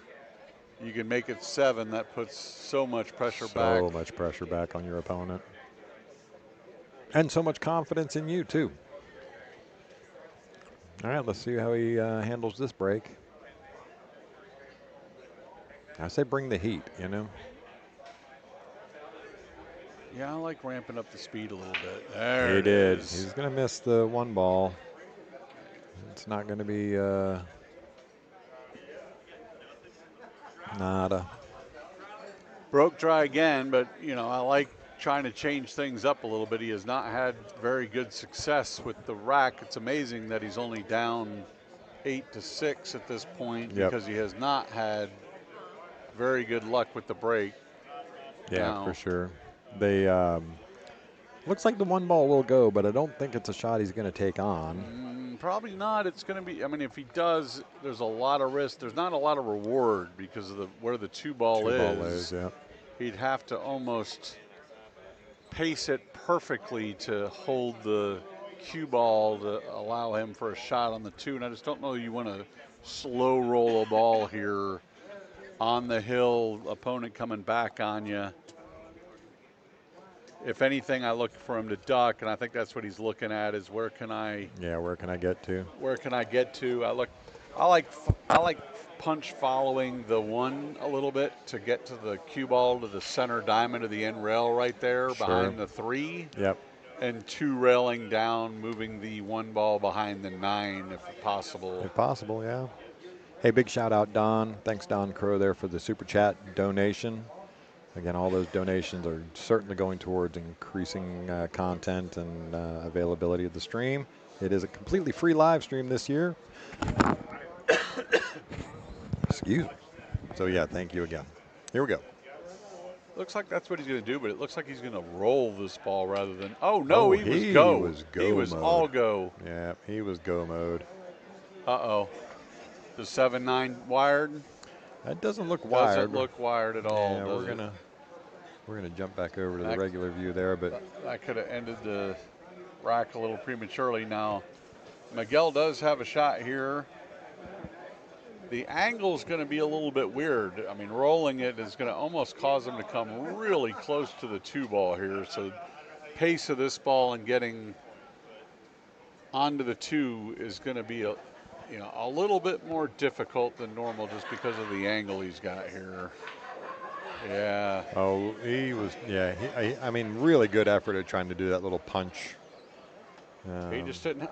Didn't feel he had the angle to do that, and rolling forward. Of course, it was going to get real close, so he's going to have. This is okay though. Yeah. No, just two rails behind the 7-9. He's got two rails behind the 8. 3 rails behind the 8.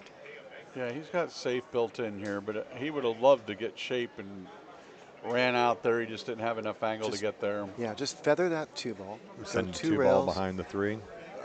And then send the cue ball down around the 8. Yeah. I like 4 rails behind the 8. Yeah, that's what I mean. Yeah. Oh, he's not going that way. He's just going to play it safe behind the 5 ball. That's a pretty good shot, though. That is. That's actually even more effective because he's ensured that he didn't move the 2 ball very much. Yep. Yeah. So see, Vitaly looks immediately at the 2 rail kick behind the deuce. And I think we talked about it yesterday, Kevin. The big risk there is coming in behind the deuce. Sure. That scratch, right? Sure. Yeah, you can get it really good where you stop it right there. Or use the 3 as a blocker, but if you get in too deep behind it, it's almost a dead scratch from where it's almost a dead scratch every time. So how you like the Massey around the 3 ball a little bit and come in behind? I actually like the look of that. That's a little tough because you're trying to massé around a ball that's late. I don't think he's even having to massé if he was to go that way, but he's not. He's going to go 2 rails behind the deuce here. Railing it. Try to come in full. Oh no, he went full at the ball. Okay. No, he's going to make it. Oh. All right. Well, we're not done yet. Miguel. Yeah, and Miguel. he's got a challenging shot to open this up. He's Man, probably going to have to pull the rock back. How many have we seen them just knock this little back cut shot down? And I mean, if he just pulls it back north of the side pocket over there. Yeah, that's what I'm thinking he's going to do. But this is a challenging shot. Takes a good stroke for sure. Yeah, and you don't want to underhit this. You can scratch if you do. Yeah, see, he's looking not to take that side or pocket out of it. I should say. You don't want to understroke it because you can scratch if you do. Hey, Drew, thanks for the Super Chat donation there. Always appreciated. This is going to be this is a really big shot right here. This is for Miguel's tournament life. How'd he hit it? Beautiful. Yeah, that's such a great shot. What a nice stroke there. So there's still a lot of challenges here.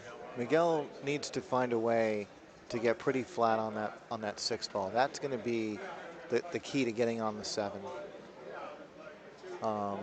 He wants to minimize the travel between the 6-7, so he's going to have to find a way to get on this 5 in reasonable fashion.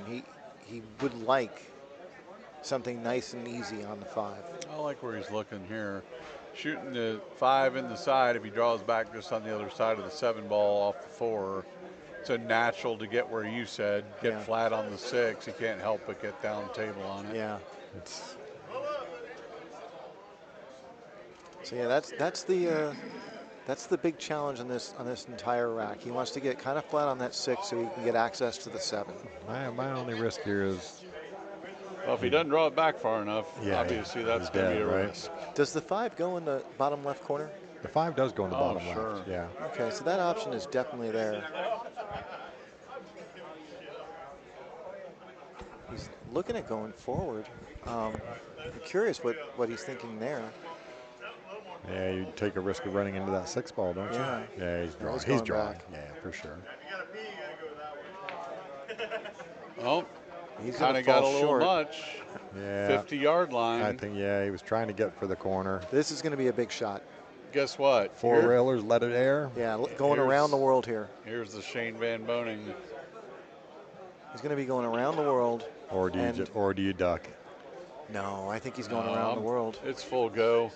And I mean, it's a natural to go around, so it's not like he has to do a lot to get the cue ball to do what it wants to do. Sure. It's just setting it on that path. But that 8 ball is sitting in very valuable real estate. Sure. And it's occupying a good chunk of it. So he's going to be taking a chance here if he does go around the world. It'll look fancier than it really is. I mean, I think it is a natural. He's certainly got to bend it, though, to miss the scratch in the side. I'm just looking at the diamond lines. Yeah, I think he's mapping this out for the 8 ball. I think that's what he's doing. Almost straight draw with a little bit of running right English will get him there. He doesn't. I don't think he wants to draw too much. I think he wants to try and stun this. Sure. With spin, and that way he tightens it up. And yeah, but you got to get some. He can hit that 5th. He can go 1, 2, 3, 4, and then hit that 5th rail as he's passing the 8. That's what I think he wants to do. Sure. Definitely will have enough pace that he needs to make sure that he gets the cue ball with a little bit of draw to get it, not to go jamming right up into the side pocket. And after that, it's on its own. But he is studying this. I don't think he likes the shot. I think he wants to do something else here because he's definitely taking his time. I mean, the cut is not an easy cut, and you ramp up your speed with English, it's going to make it that much more difficult. It doesn't seem like he's... Whatever it is, commit to it. You have to accelerate. And here we are, go time. And hey, see it finally bent. He bent it. Look at this. Doesn't flatten out this on is going to him. be perfect. He's going to be really flat on this 6 ball. That's amazing. That is amazing. Yeah, it was a good shot. So from here, and he has a little angle on the 6. Yeah. So. From here, he might be able to actually pull the cue ball back, or possibly go forward. Yeah, going backward. He's going to draw back between them. I think so. I think he'll go backward too, but he might have access to go forward. I'm not sure. Yeah, it looks like he's going forward. Yeah, going to have to do it with inside. Yeah. Yeah, hit that pretty good. Wow. Yeah. Well, we laid out what the problem was, and Miguel solved it. Polanco delivered.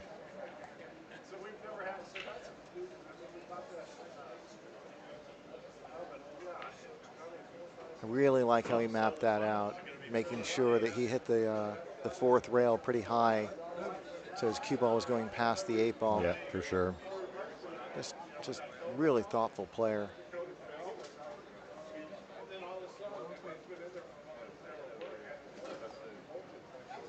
Boy, how much are the adrenaline flowing and.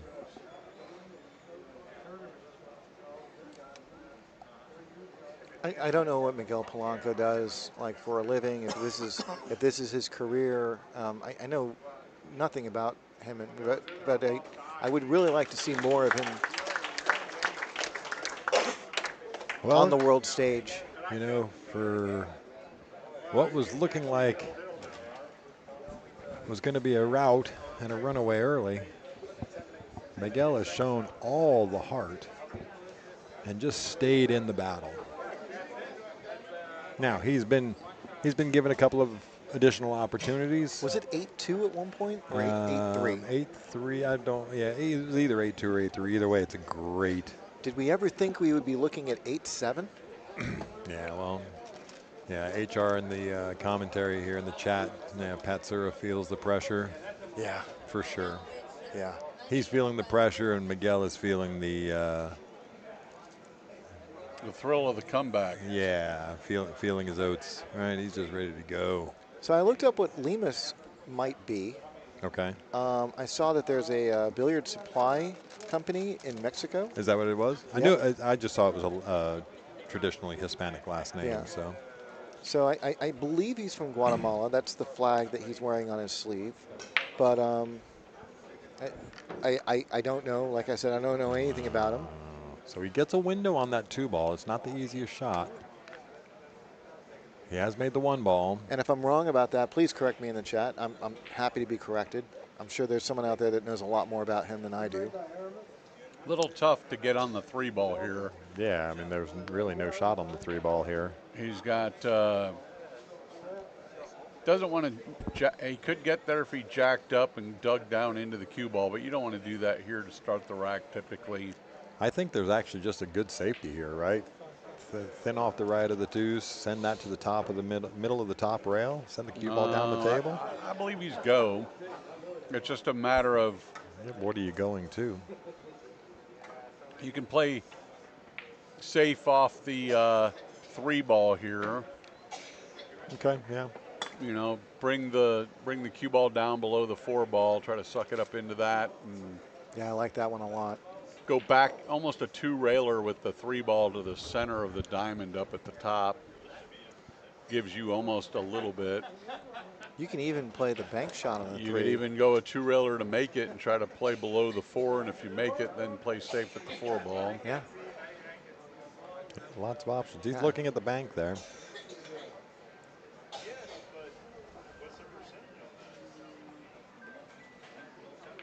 And he went full go. Look at this. Full go. Look at this shot. And perfection for position. Wasn't even thinking about the 2-way. He was. Yeah, he was committed to that shape. But does that 4 pass the 5? Yes. Oh, yeah. Yes, it does. Yeah, I think I looked at it already. I asked that question. Miguel was like, let me show you. Yeah. Asked and answered, sir. I'm going to point right at it and tell you what I'm going to do. So we may be looking at Hill. He's still got a little work to do. He's going to. Not a lot. I like where he got here, though. Very natural to roll forward with a little bit of spin off the rail to get perfect for the 6 in the right side to allow you to just roll forward for the 7. Yeah, each ball is feeding well into the next. This is a road map. Fumble. 7 ball sets up well for the 8. If he can get straight on the 8, it's just a stop shot for the 9. Or thereabouts. Yep, just take your time and focus on it. Yeah, he's going to make sure that he lands exactly where he wants. Are you looking to get on the shape for 3 rails around off the 7 to get on the 8? Sure. That's where you need to be. I mean, the angle is what the angle is. So if it's easier to get to that 3-railer around, that's the way I'm going. Sure. Yeah. Don't force it to try to get where you're drawing it back for the 8 in the side. I was going to say, I might consider Although traveling he did. now. He did. I might consider traveling now like we just did. And he wanted to get a little bit more straight. He took the 3-railer shape anyway, right? Like this you know, saying he took the 3-railer shape, he's actually just above that first diamond, which brings the scratch in the other side if you go 3-railer. I think he has to go 2 rails, draw it off of here, go zigzag back and forth, get back to the middle of the table. I think maybe at this point he might consider playing the 8 in the corner. You think? Yeah. Interesting. He's digging on it. Well, he's definitely not going 3. Going 1. That's what I say. Go 2 That's to get fine. to the center of the table. There you go. That's wonderful. Yeah, really, really well stroked ball there. Nothing hard here. Just bounce it off that rail slightly.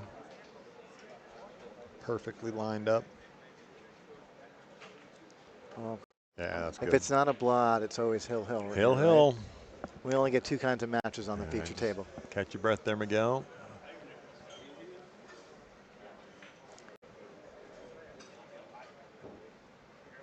ladies and Stone gentlemen. cold killer. There it is. Miguel Polanco Stone cold killer. eliminates the deficit, ties it at 8. We are hill. Why would we have anything else? Of course. You may not have known his name before, but you certainly are going to know his name now. You know what sucks is we just lost the stream. No. Let's see if it kicks back on again. There we go. Okay, we're good. Did we lose? No, it kept going. It just shut off on here on my screen. Okay, good. I'm like, holy shnikes, what a time to lose it.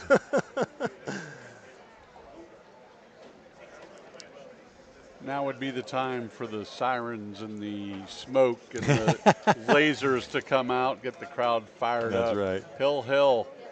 Winner goes on to the final match of the Texas Open. Folks, if you are not enjoying this, man, what a great match. Miguel Polanco to break. Hill. Looking to make the 1 ball in the side pocket.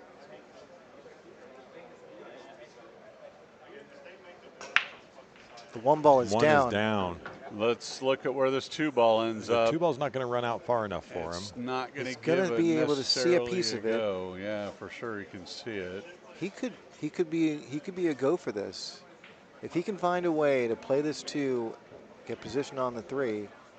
Well, he's naturally coming down towards the Yeah. 3. Like if there's a wall of balls there. If you notice, there's 6 balls all sort of like diagonally in a line from one corner to the next. And you know, if he can keep his cue ball on one side of that line and the 2 ball on the other, miss or make, it's going to be a strong position. Though. I do like it. Yeah. I mean, I'm an aggressive player to begin looking with, at it, but yeah. Cut it here. The two on the top right corner. The cue ball is going to come down. I'd play for shape for the 3 ball in the upper left corner or the bottom right corner here, depending on what he feels. But if he overcuts it, beautiful or shot. Just look at this. Look out now. Look at this. He's got it. He's got it. He's going Although to be tree topped, but And that's exactly what I was talking about. He was utilizing that row of balls for cover. the good news is, though, he's got plenty of room between the 6 and the. He's got height challenges. So here's the next question. Are we looking at a 5-9 combo? Because the 6 is covering a lot of the access to the 5. Yeah, very well could be certainly a looking possibility. at that. It's going to be very interesting here. I think right now he's just worried about getting from the 3 to the 4. Playing with an extension, he's going to be cueing to the side of the 6 ball. And he doesn't have access to the left half of the cue ball. Yeah, so let's just. Oh, he's going to be using right spin. Nope. Yeah, that's he's just center killing ball. it a little bit. Yeah. Yeah, and he is going to be playing for the combo. It looks like. Either that, or he's got the left side pocket if he wants to. Yeah, I was going to say that exactly. Stroke and go up and down. Wow. Yeah. I think this is the shot that defines the match right here. Yeah, it'll really depend on where he falls on the 5 ball as to what the path is, but he is looking at the combo to see what it looks like. So I think if I look at this correctly, he has a choice of going forward. It's risky, but he has a choice of going forward and coming back down. Get anywhere down here, he has the 5 on the side, Kevin was saying. Yeah, he can go forward and get that position for the 5 in the side. Or the 5-9 combo, either way. Yeah, he's got choice. It's a lot of distance there. He can also draw it back, but I like he's the going forced forward. follow. He's going forward. Now let the ball he's come going down. forward for the 5-9 combo. Here we go. Here we go. This is for it all right here, folks. Miguel Polanco for the win. Shooting the 5-9 combination. And he might be able to get some cover here, sending the 5 ball to the side rail. He might not leave much of a shot. That's what he's looking at. He's looking to see. You saw him point at the table up there. I believe with the angle he has, he's going to follow the cue ball and try to bring it up table. Keep it on the right side rail. And put the cue ball on the end rail down by the far end of the table here, just in case he misses. Maybe. Because it will naturally kind of stop in that area right there. So he does almost have a little bit of a 2-way. Here we go. That's a big shot. But if you make it, it doesn't matter. Miguel Polanco What a comeback. completes the comeback. That is What an out. epic. Wow. Unbelievable. That was epic. And if you didn't know who Miguel Polanco was, Vitaly Patsura will finish third in the Texas Open this year. The two-time champion goes down after being up 8-3. Miguel Polanco will advance to the finals against Shane Van Boening, and he will have to double dip one of the greatest players in the history of this game. Yeah, let's hear it for Vitaly. Great champion. yeah, great champion. Guys, don't go anywhere. Almost made it 4 years in a row in the finals and fell one game literally short. So we are now going to get the repeat of the hot seat match. Yeah. What was the score of the hot seat match? Oh, Shane, it was a blowout. What was it? 9-1? And Miguel has just made a massive comeback against Vitaly Patsura. Yeah. I think we have an interesting one coming. I agree. All right, let's I agree. load. And you can see Shane over in the corner hitting balls. balls. He's getting ready. He knows Guys, he's got his work cut out for him. Before we get started with the finals, I just wanted to say that this is the 52nd annual tournament, the Texas Open. And we're here because of a lot of the work that people put in over the years. You know, guys like Ray Hansen, Jason Hill, James Davis Sr., John Palmore, and those are just the names that I know of. Kevin, I'm sure you can speak to a bunch of others, but people over the past 52 years have dedicated a lot of their free time for nothing to promote this sport in the state of Texas and for the world, you know. So we want to just take a moment to thank them. And Kevin, if you can tell us a little bit more about that Texas Open history. No, for sure, man. I mean, it goes all the way back to the Hoopers. Joe Crumley, Showboat Joe. A lot of these guys no longer with us, but I mean, it started off at Moyer's Q Club here in Austin, 1972. It started off more as a gambling event to get the players around the country to come in to spar some action, and it just kind of had a 9-ball tournament to go along with the action. And, you know, Showboat ran it for a number of years there at Moyer's. Then, you know, Moyer's turned into Austin Q Club. Kind of outgrew there, and Eric's Billiards was down the road, and there was another place called Shooters on the other side, and they kind of argued over it. It went to Shooters for a couple of years, and then made its way to Eric's Billiards, where Lynn Tegman, daughter of Eric Tegman, ran it for a number of years. You know, Belinda Calhoun brought in the ladies division, first ever right Texas Open ladies tournament. That was introduced to the Texas Open by Miss Belinda Calhoun, sitting back here enjoying some wings and the match going on. Like I said before, the Tegmans decided they weren't going to do the Texas Open anymore, and I went down and convinced them to let me take over the reins, and I ran it for 7 or 8 years here at GQ Billiards, and then when passed GQ on to the new owners at Skinny Bob's, they took it over. And like you said, I mean, we had a number of people. I brought back Showboat Joe Crumley to run the tournament for a long time here at the Texas Open. We had Kay Watson and Johnny Rose help out a lot. Certainly Bastrop, John Palmore helped run the tournament. There's been a lot of volunteers over the year make this thing work, and now you've got Shayla, Kim, and staff, along with Ray Tull up there in the booth. And like you said, I mean, Ray Hansen, I talked about it earlier, Ray Hansen was the first one to ever stream the Texas Open. He did so with a laptop. The first time Shane Van Boening came as a young man to the Texas Open, Ray thought it was an opportunity to come down and chronicle Shane's travels here in Texas.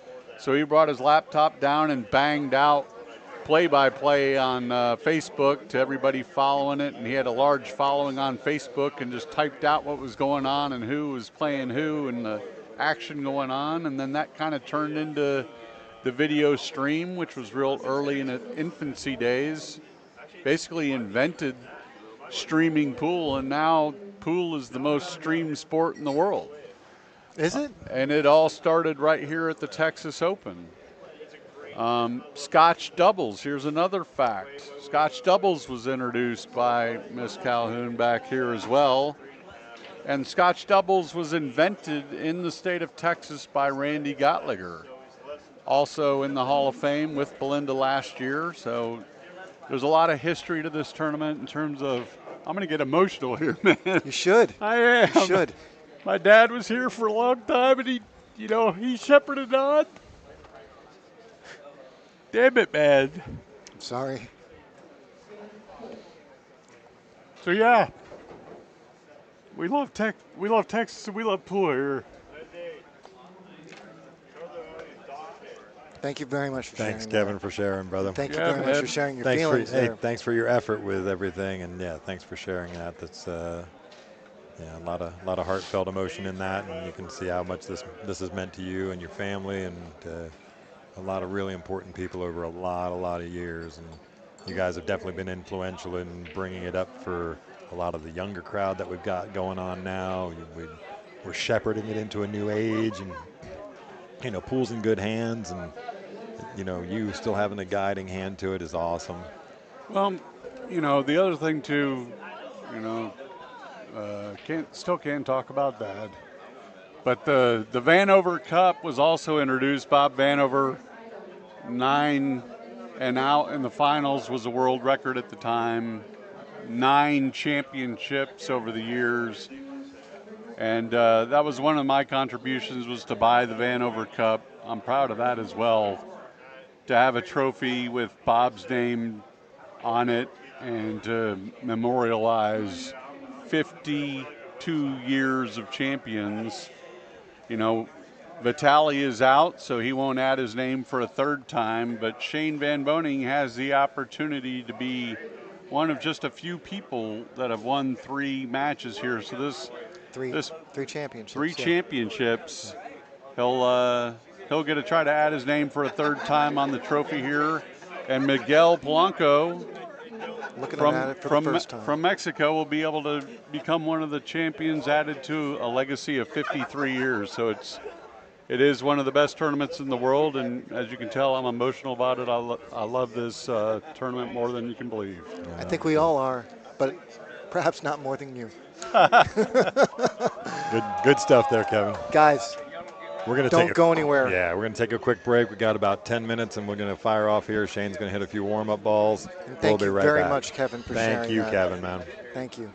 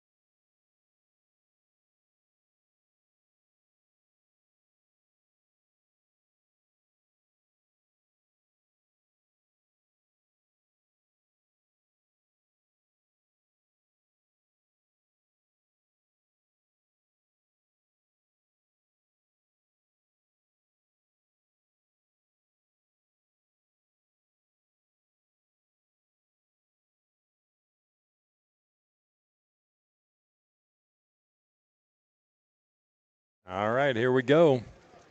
These guys have gotten their warm-up shots in, and Shane's ready to go. Just gave me the thumbs up. So let's get it on, folks. We got the finals of the 52nd annual Texas Open 9-Ball Championships being contested by winner of the hot seat, Shane Van Boening, versus Miguel Polanco. And there's the lag. Looks like Shane's going to get it. All right, guys. If you weren't entertained by that match before, you definitely got one going on now.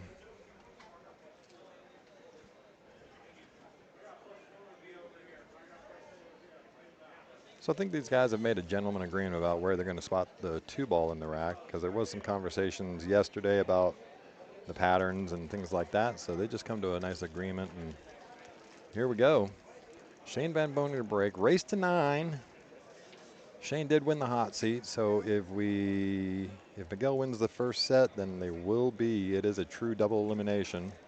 Let's watch this break. Rack number 1.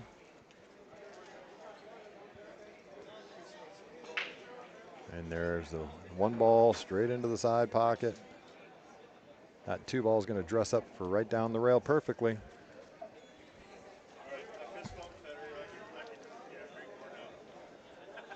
All right, so he has a shot on this 2 ball.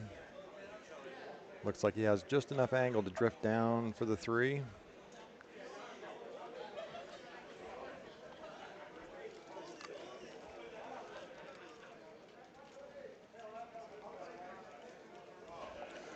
Well, as you can imagine, Vitaly's a little Yeah, bummed out over there, but sure. still quite the accomplishment to come 1 game away from 4 finals in a row here. All right, so that didn't drift out quite far enough for Shane. He still has the option to go for the make here, but I think he might find the safety. He might just find getting nutted up behind this 6 ball here, but let's see what he does. And again, thanks for everybody hanging out all this time in the stream with us, and the subscribing and liking. Here we go. Let's see what he's going to do. He's looking at the make here. He's going to grab the full duo extension there.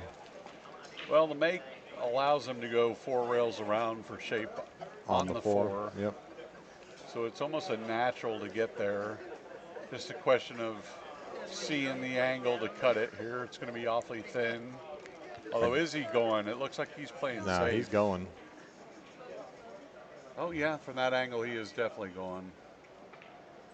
Like I said, he's going to go 4 rails around, come right dead on the line with the 4 ball. That's a great shot opening up here. Got the angle to slide underneath the 5 to shoot the 5 in the top left. It's probably the most natural of everything without having to play a combo. Yeah, just kind of drift down to the bottom rail here, right?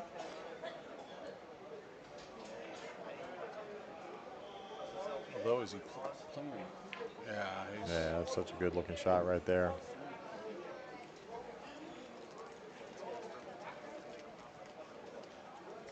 Just wants to figure out, there he goes. He's going to look where he wants to be on the 6 ball.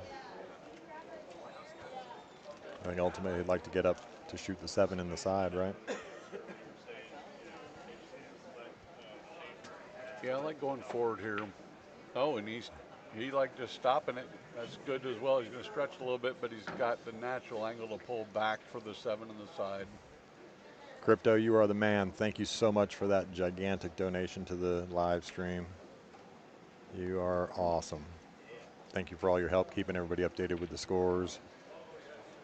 So is Shane falling on the, yeah, he's falling ever so slightly on the wrong side of the 7. Yeah, but he's fine. Yeah. He Probably go to the side rail. You And think he goes 3 rails around? no, I think he's going to just go inside English. Wanna I know bet? he's going 3 I rails. say, you want to bet? Yeah. You'd be owing me another $1 there, senor. Yeah, yeah. Another dealer's choice situation.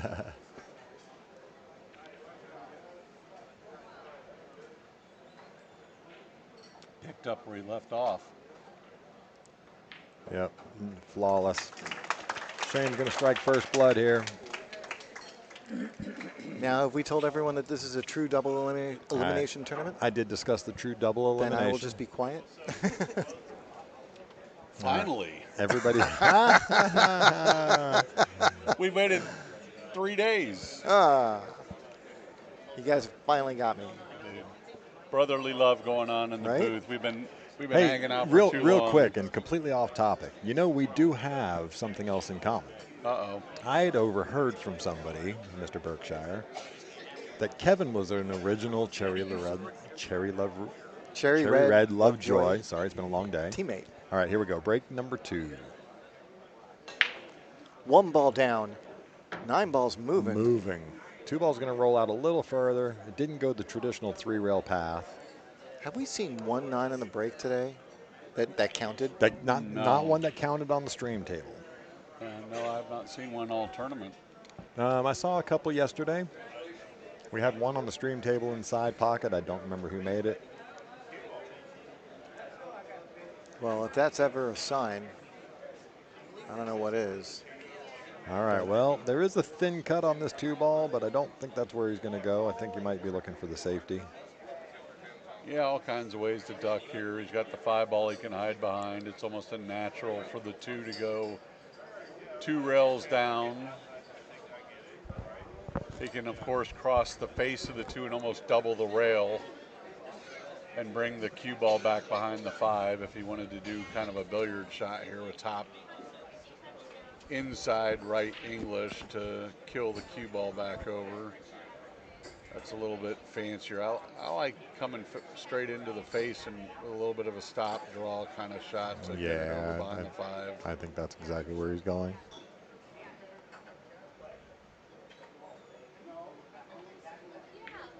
Oh, let it go. Uh-oh. Oh, Oh, look at my that. gosh, and he's going to get a make. He wasn't trying to make it. There were some in the crowd that have just now started watching pool. Yeah. Thought that was what he was going for. So Shane catches a bit of a roll there since he can easily access the 3 ball, and he'll just play safe again. Now, do you go the two-way shot? Do you go for the bank? I don't think so, but I've been I wrong don't think before. so, just because he pointed at the Yeah. where he wanted the ball, but Yeah, he was just playing safe. He's going to use that 7 ball. 7 ball's going to get definitely him complicate full things. coverage there. That's a wow, great and shot. frozen. And if you look where that 8 ball sits, I think Miguel can still get just north of the 8 ball and get in behind the 3. I'm just trying to do the diamond numbers here. I think so too. He can for sure. Yeah, I think he comes right in behind the 3 ball. But that is going to be a bit of a dangerous kick if he tries to go under the 3, because there is going to be that carom into the top right corner. I think the 3 ball might be far enough off the rail where it might be okay. Not, but it's also the 5 ball's in the way that even if he hits it good and comes in behind the 3, the 3 may not go anywhere. That's true. Very possible. Very, very possible. That 5 ball's occupying some seriously good real estate. I like trying to come in and catch the 3 on the way into the rail and cut it into the corner. Well, that spot he pointed at is definitely going to bring him in behind it. So. Beautiful look shot. At this. Beautiful look at this. shot. Look at this. How'd he hit That it? is so How did he hit it? next level right there, buddy. Guys, don't go anywhere. Don't check your Facebook feeds. Don't do anything. Just like and subscribe on your YouTube that you're watching. Stay right here. The Shane smirk immediately on his face. Yep. He's going to have to spin this a little bit, but try to hit this full right in the face of the 3. But we missed everything. So he doesn't hit it with a big pace and runs out just a little bit long. So here comes Miguel Polanco with an opportunity to tie it at 1. Keep this match close. This is the finals, race to 9 of the 52nd annual Texas Open 9-ball championships. I can't imagine there are very many people in the world who have double dipped Shane Van Boening in the finals. Yeah, And, but guess what? Of that list, I can't imagine very many of them would be unranked. This is true.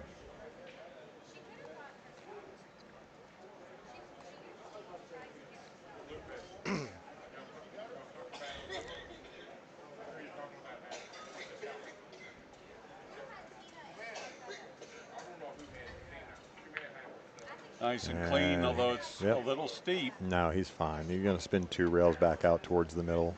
He'll be coming into the path of the 7 ball. Although we have seen him play this steep shot with some inside, just to come straight back down the table. I like the inside here. I do.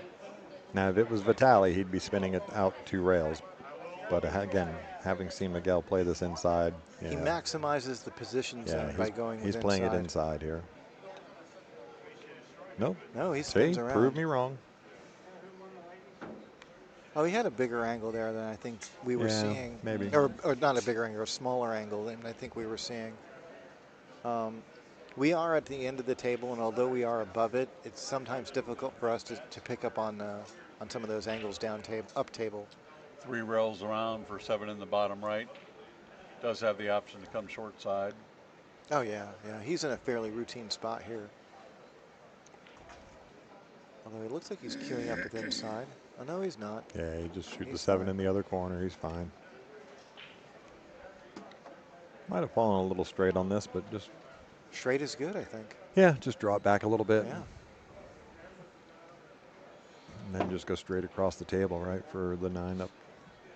Barely draw it. Just maybe half a rotation. Perfect. Yeah, that's good.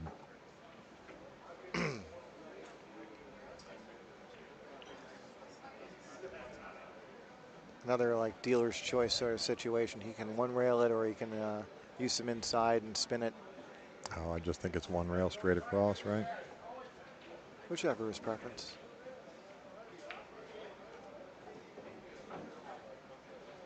Something like that. Yeah. You know, if you like perfect. Feel like perfect. Well, we've seen him twice before on the stream table today, and had one match with a little rockiness and one that made an absolute great comeback. All right, Miguel Polanco ties it up. Looks like he's continuing the pace of play and confidence that he had coming back against Vitali here. Well, A lot of Texas players in the room right now. Andy Jethwa just grabbed a seat to watch the action. He didn't get to play this year, but promises he'll be back next year. Yep.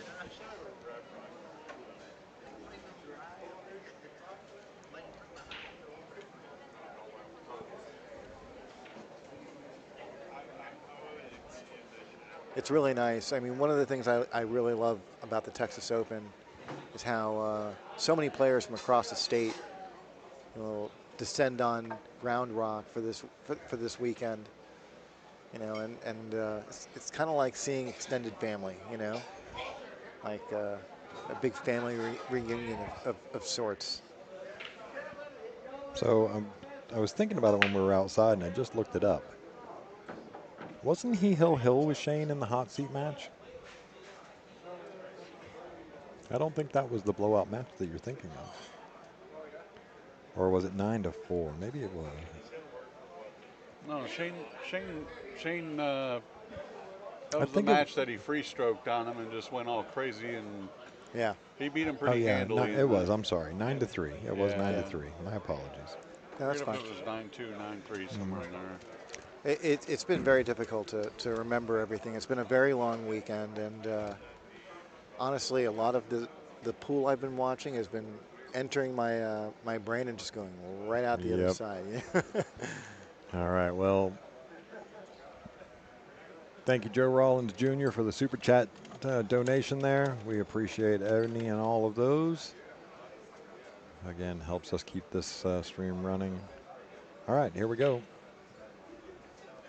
He's just looking like he's having to jack up a little bit and draw it back out to make that 3 in the side, I think.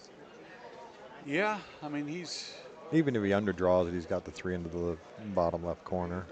I like playing it for the bottom left corner, actually, rather than coming super. Yeah.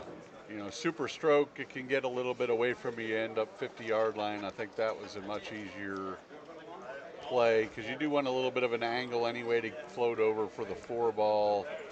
It can just come straight down almost to the center of the table.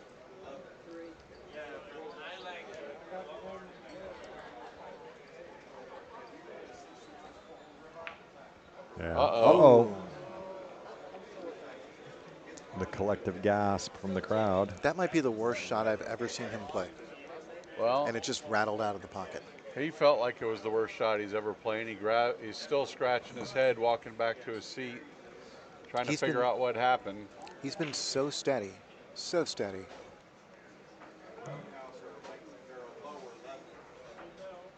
Looks like Shane's going. Yeah, he was going. Yeah, Miguel was looking at a fairly routine situation after making that 3-ball, but unfortunately the 3-ball did not go down. And now Shane Van Boning gets the benefit from this Comes straight layout. out. I'll just get above the 9 here a little bit. I think you'd want a little bit of an angle underneath the 7, straight in, just so you don't have to run into the 9. Oh, a little bit more than this, though. I mean, he wanted to be underneath the straight in line, but not this underneath. Now he's got some work cut out for it. Yep. Yeah, he's going to let his cue ball loose a little bit here. Either he's going to go back and forth, or maybe he'll dig into it a little and utilize the top rail. But I'm not terribly concerned. He's going to make sure he makes his ball, and he's going to get his cue ball back to center table. And thanks SM for that generous donation there. We appreciate all of them to the stream. How'd he hit it? He hit it pretty good. And he hit it with a punch of inside. He's going to get a little nudge. Ooh, this is not what I This has expected. got a little weird now. Yeah. Well, he's going to be cutting it from the short side. He's got the top rail to get there, so he can go straight up and down. He's looking at going into the left corner. Yeah, that's where he's going. Yeah. He's shooting it short side, straight up into the bottom rail and up table for the 9. Yeah, just, Didn't cut it enough. yeah. Those shots can be so tough to see. Yep. Yeah, well, he's kind of cross-eyed with his body trying to shoot that. That's always a difficult shot. And like I said, just didn't cut it enough, and now he's allowed Miguel to come back and continue with building some confidence up here. Yeah, it feels like the big stretch got him a little. Going to run away from him. It's going to run away from him. Well, He's going to get funny. to your point, there's he's 6 okay. pockets. So. He didn't get onto the rail, so he's going to be okay. Still a little bit of a tester. There's a lot of distance here. Yeah. Thanks for that donation, Caleb. And yep, we'll give a shout out to Lemus. Name on the back of Miguel's shirt. I'm really curious. I looked up what Lemus could be, but if someone in the chat knows, I would love to hear about it.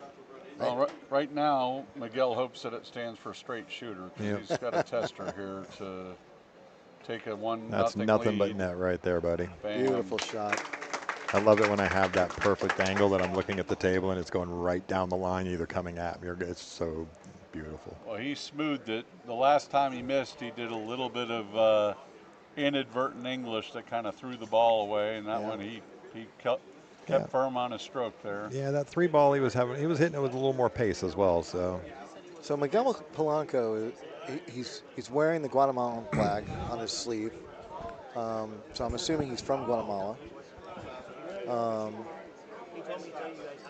Like I said, I don't know very much about him. I tried talking to him earlier, and he doesn't speak English. And the people he's here with also are not very strong English-speaking people, and sadly, I am equally guilty of being here we go. Rack not being number 4. bilingual. 1 ball down in the side. Is the 2 ball going to kick out enough for him? Yep, it does. So here we are, off and running. Looks like he might have the angle to come 2 rails around behind the 4-5, but the 9 is in the path. So I don't know what's that answer to the. Well, yeah, and even getting 2 rails around, bringing him into the wrong side of the 3. The 7's blocking that pocket. I like the inside follow here. Yep. Go straight up into it with a little touch of inside to bring the cue ball up and down between the 9 and the 8 for shape on the 3. Yep. See, he was just looking. Thank you, HR Biggs. Big shout out to Lemus. Yep. Appreciate that super chat donation. And is Lemus a billiard supply company in Mexico? Is that what it is? There's a couple of people saying Lemus is actually his last name. Oh, okay. So no. I understand now. Here okay. we go. Yeah, what a great. What a shot. He stretched that out to get down that line past the 9 ball. He's overstroked it a little bit. Wait a minute. Do we have a Cesar Morales thing going on here? Lemus is his last name. The screen says Polanco. It's Luis Miguel Lemus Polanco Okay. is what I'm getting in the chat. Understood. Understood. All right, let's get back to this. What do we do here? Well, I like the cutting it. Obviously, I like trying to go around 3 rails around the 4-5, but he could also use a little bit of inside and try to kill it, come back out to the center of the table. Or do you duck? Well, there's always the duck, but Yeah, I think that's what we're doing. Oh, no, he's ducking. Yeah, he's going to get right behind that 7 ball, or he's trying to. 100% ducking. Now, he's unfortunate here, I think. I'm looking at it from the overhead view. I don't think that window is really on. You can probably see it from your seat better than I can. So. He's kicking. I like kicking SVB behind is it because definitely Yeah, kicking. he's kicking. if you can miss the 5 with the 3, the 4 is gonna stop it. Oh, look at this. Look at this. It's going to work. Oh, no, it's not. Just got a bad roll, but there was a lot of good opportunities there for him to get safe, and it just kind of squeaked out on him. It really looked that way. So Miguel Polanco's got an option here. The 3-9 is definitely available to him. He's looking to see where the cue ball is going to go. He quickly gets down to look at this. Yeah, he's going to take his time and give this all the attention it deserves. Is he actually looking to back cut the 3 ball, or is he now he's looking at the combo?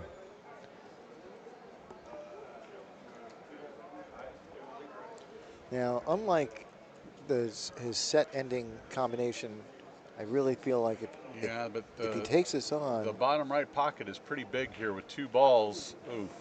Yeah, he took a swing. It was a good shot at it, and he actually got rewarded with not leaving anything crazy. and he's rearranged all the furniture. Yeah, recalculating. But I think Shane's going to have access to the 6 ball for as a blocker.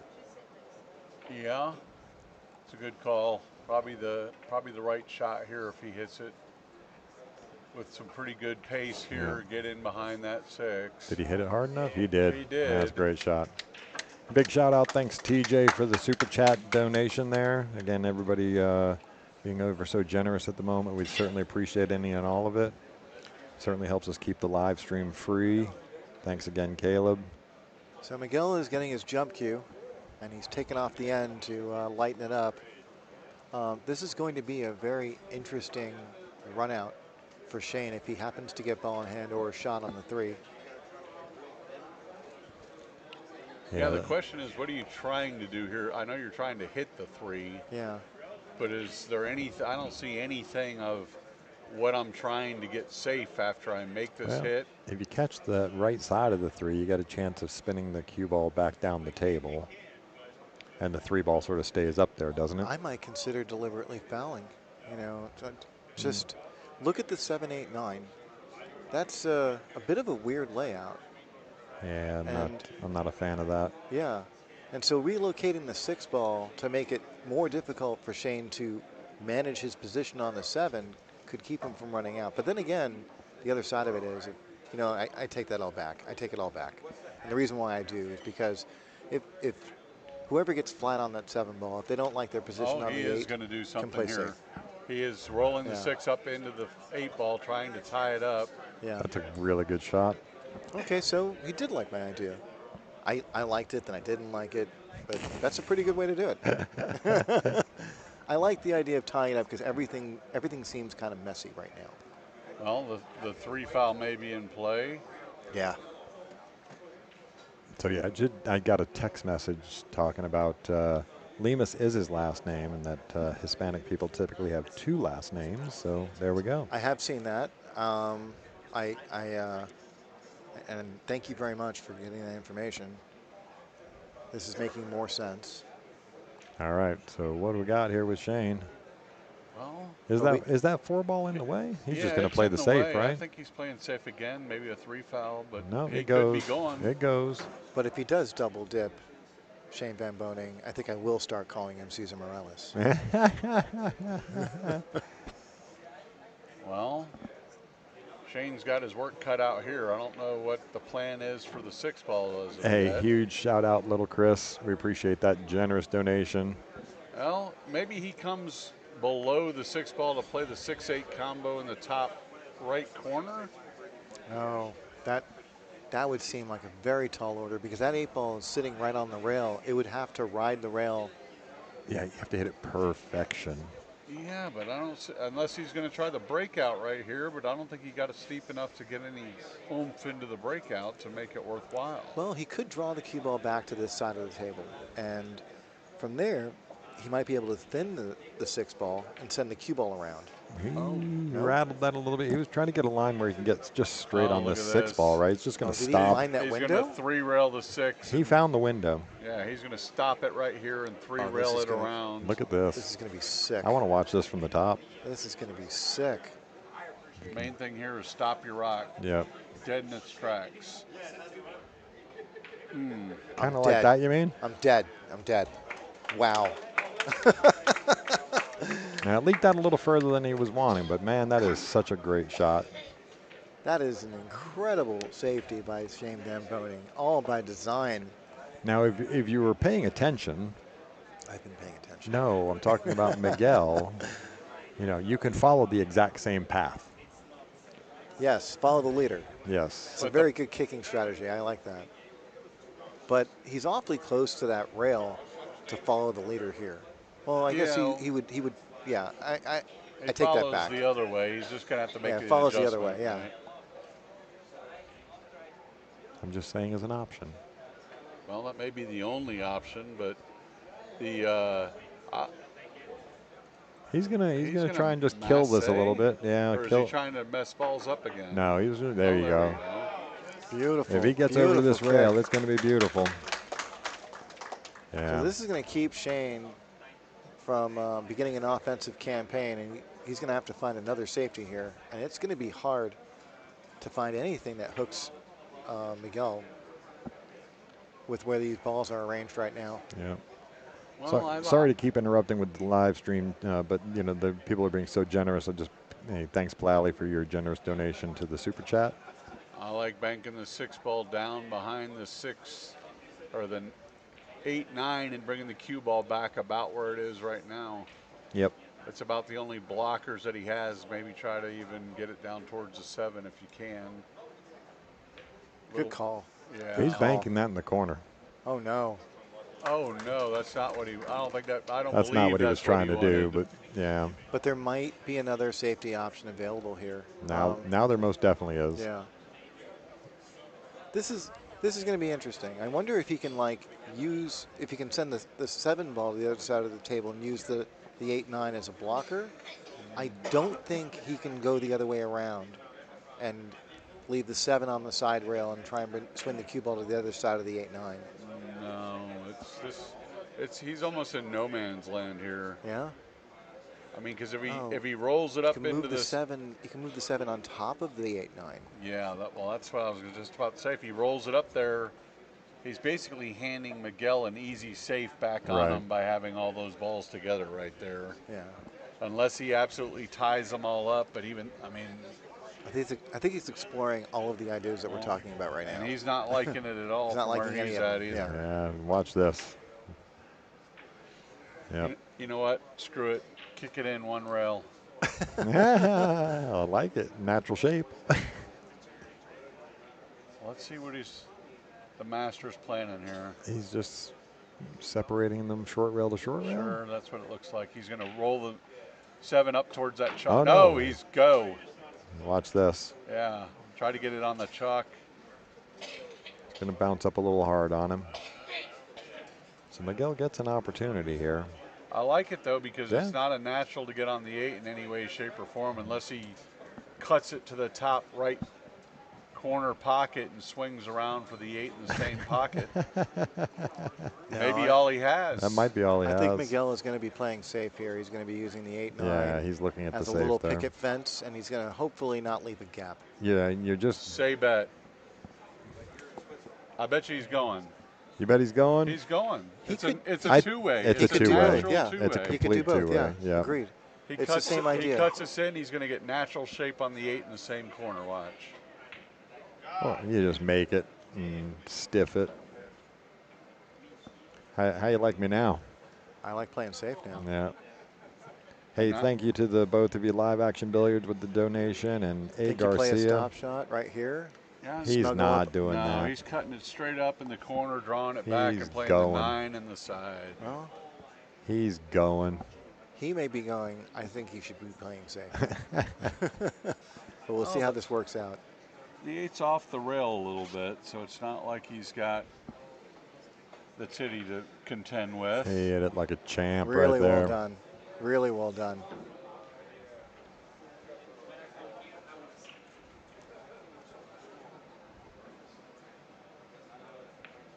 All right, Miguel goes up. It's going to be 3-1. Miguel Polanco leading. If you're not going to miss, then I guess you don't have to play safe. He is just feeling the absolute stroke right now. Save the best for last, right? Hey, buddy. Hey, if it's the finals, I don't have to stall anymore. I can That's come right. out of it. They've already gotten all the bets down. I bet you there's still some going on out there. All right, well, we have a match for sure, and you know, this winter break format, it can swing both ways. So, well, I know I got proposition for 3 on the wire to take the Guatemalan over here. At this point, that looks like a pretty good bet. well, he's got to double dip him though. Well, just for this first set. Oh, okay. Yeah. I don't know if I can still get that bet. I'm guessing not. I'm gonna guess not. See if he opens up the speed here and feels his oats. Yeah, one ball down. Ball straight in there. That 2 ball going to kick out enough. Weird how the collision happened there. Like there was like a dead ball in the rack somewhere. Like his opponent right? put a rack on him. Yeah. It just sounded that way too, didn't it? Yeah, and the balls acted that way. I mean, they just kind of died in the middle of the table. Hey, he racked it himself, right? So. Strong like bull, he still made a ball and got control of the table. Hey, we've got 4,300 people watching this right now. That's amazing. Thank you guys so much for hanging out with us. Yeah. And you know, obviously getting to see some epic pool here, but. So I'm wondering if he's going to take this cut on, in part because he's got so many balls down table.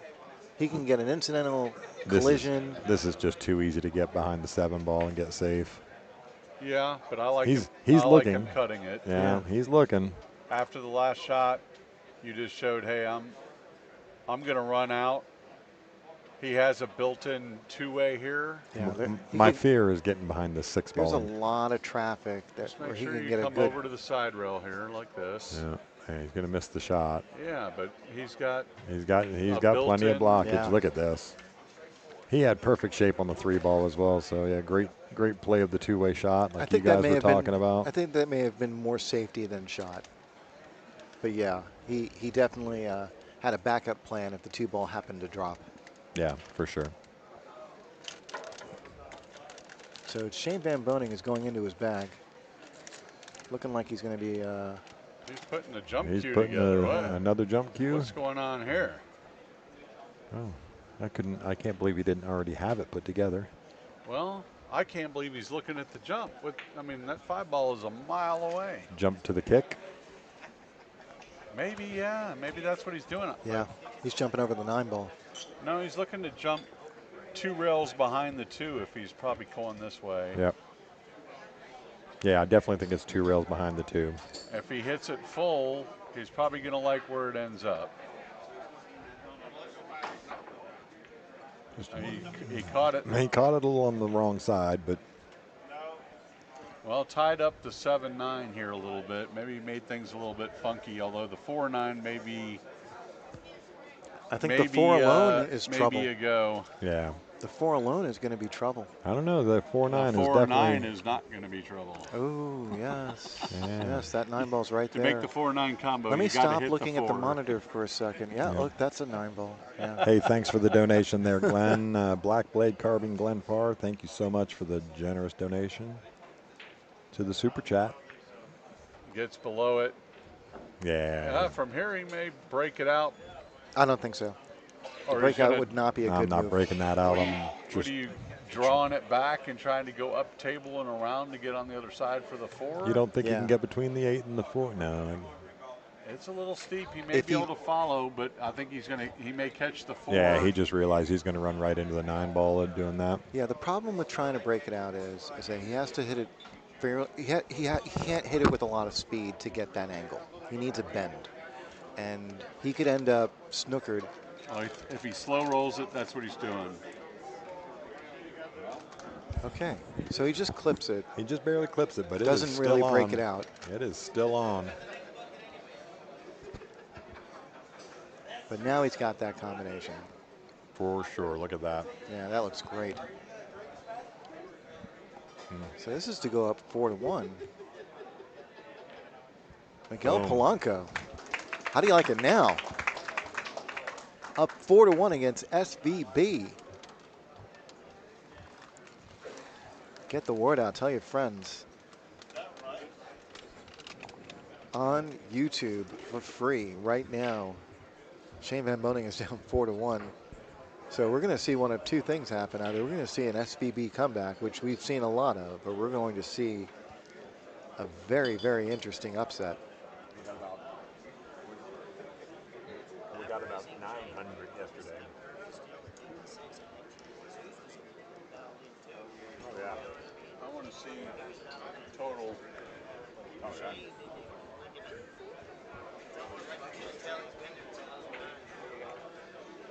That's views.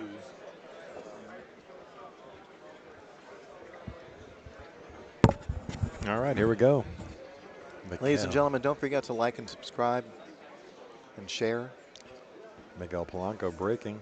Rack number 6. One ball down. Down in the side. 2 ball coming up off the top rail. Just the 8-9 got a little weird. The 8 just rocked back on that magic rack. They're probably going to have to leave that magic rack in place for a little while. So earlier Shane was using a piece of chalk to mark the ball. Yeah. And getting the rack out of there. I think the exact placement of these balls is going to warrant just leaving that rack there for now.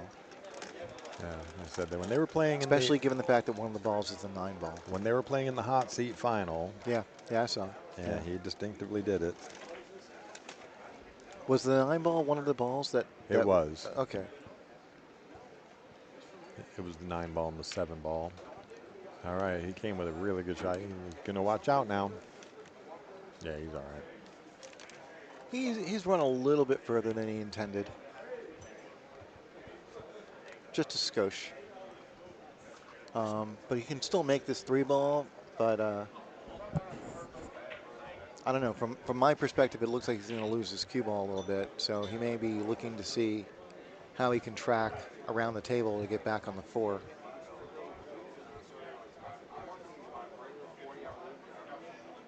Do you see it the same way as I do? I mean, does it seem that thin to you that he's going to go to the other end of the table, or can he hold for the 4, you think? Well, because it looks pretty steep to me. It does look pretty steep. Yes. I don't know. Maybe he can hold for that. Just a little slow roller. No, it's steep. He's going. Yeah. He played that perfectly, though. If he gets off this, you're going to clip that 7 ball. Yeah, so he had a little show of emotion there. Not happy with how this worked out, but I think he's got a safety here. I think actually he can just roll that. No, maybe not. I'm looking at it on the monitor. I just don't see it happening. They are going to get that rack removed. Yeah.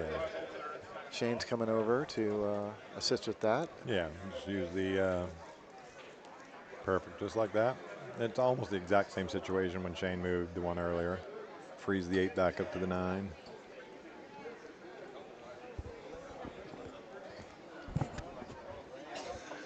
Shane probably also doesn't want the balls acting funny here either. It's in his interest to make sure that this rolls true. Oh, he can do that. Did he get it? I don't think so. He's looking. No, he's He not gave it happy. up. He is not happy. I don't know if Shane's got enough to go full into this 4, but if he does, So it's going to be I'm real looking, trouble. I'm looking dead at it, and he can see about a little more than half of the 4 ball there. So he can go across the face of it, but he's not going full face into it. That's what I was saying. If he could go full face into it, there was going to be some big trouble for Miguel. But even being able to have any shot here, Shane's got to feel fortunate. All he may need is the right edge. And just leave that 4 ball down table, send the cue ball to the other end. Still going to barely brush this 4 ball and move it very little. Right? Now, here's where you worry about it, because now he's got the speed to contend with, and he overran it, so he did leave something back where Miguel has opportunity to put a safety back on him. Oh, yeah. And in fact, I think that 6 ball could potentially help out a little bit, because Miguel can drive that 4 ball to the other end of the table, and the 6 is going to help him keep that cue ball aligned with the 8-9. No, he's not going to do that. Duck and leave the jump shot for Shane. Go straight for the jump cue. I'm not sure I like this safety. I didn't like that safety either. I think that was a little weak safety, because with the jump cue anymore, this is not many players are not going to make a good hit here. Shane makes it. Just drills it. And he's got position. Just spears it with perfect control. Certainly not one of the best players in the world, one of the best players of all time. Leaving a jump shot of that ease is going to end up kind of like that. Well, I don't think I'm necessarily the person to deliver the message that Shane is the best player of all time, but I respectfully believe it would be a difficult order to try and find anyone better. Well, let's see how good he is here. He's got to get short side on the 8. Looks like he got pretty good shape to be able to draw this straight back. Yeah, I don't know if I call it short side, but the 8 ball being right on the center line, but okay, he's going to be a little short of the line he wanted, but he's just fine here. I expect to let him let his cue ball loose a little bit here and go around the table. Yeah, no but reason we'll see why how not. this goes. Shane is.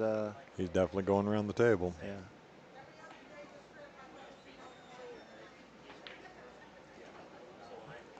How'd he hit it? Oh, pretty darn good there. You know, wasn't quite perfect, but you know. All right, there we go. Shane Van Boning answers. It's going to make it a fight. I had expected nothing different. No one ever said beating the world champion was easy. He's not the current world champion, I realize, but as far as I'm concerned, he's always going to be the world champion. Yeah. Right? Didn't they always call Muhammad Ali champ? Yeah. Yeah. Yeah, it's the same thing. It's the same thing. Doesn't matter who's holding the crown or anything like that. This guy has spent more time at the top of the list in the last 20 years than possibly anyone in history in this game. And in a time when we've got pool being played all over the world, across Asia, across Europe. There we go. Central and South America. The Middle East. He made the 1. Now he's got perfect shape on the 2 here. He's got length of the table, but it's straight in almost on the bottom right corner pocket with the 3 right there. He doesn't have to do a whole lot to get shape for the 3. 6 ball's a little funny there, but 6 ball is funny. Depends on your sense of humor, but yeah. But I'm bumped. He'll need to get pretty straight on the 6 when he gets to that point.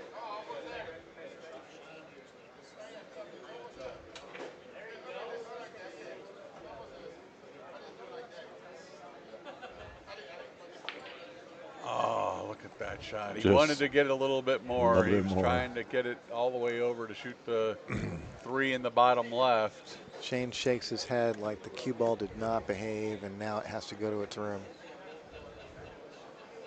So he's gonna look over his options. He's got the 7 ball nearby.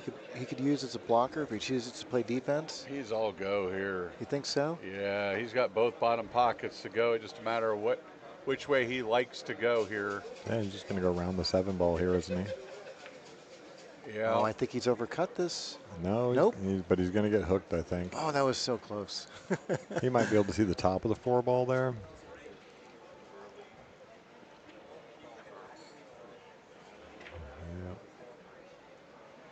Here comes the jump I was stay. going to say, he might go grab the shorty.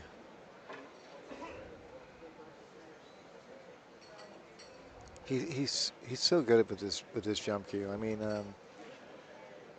I wouldn't necessarily say he's on par with Jesus Atencio, but he's like on a scale of 1 to Atencio, he's like a 9.5. You know, I think he was jumping at a high level when Jesus was probably still riding his tricycle. Now, does he have? True. Does the 5 ball have the corner pocket here, and how do you get over to the 6 enough that you've got a shot? Well, he definitely has the corner pocket there. He's going to have to really put some inside English to get this ball to come over. The 9 naturally is going to be kind of in the way of that path. So yeah, so he's looking at that. He might just go, you know, short rail, and come up on the north side of the 6 ball there to shoot it past the side pocket, but that would not be optimal. Yeah, well, I mean, even though the 6 is by the side pocket, he does have rail to be able to cut it up without having to necessarily be dead straight in here. So right. He definitely wants to be over closer to it just because there's, oh, kind of like that, you mean? Kind of like this, you mean? And just a little bit of angle. Yeah, perfect is. It is perfect. If you like that. If you're into that kind of thing. Yeah. Wow, that was loud. Sorry about that. It's all right. He'll be able to just cinch this ball. It's going to naturally come over for the 7. Yep. Maybe cinched it a little bit. No, I think he's good there.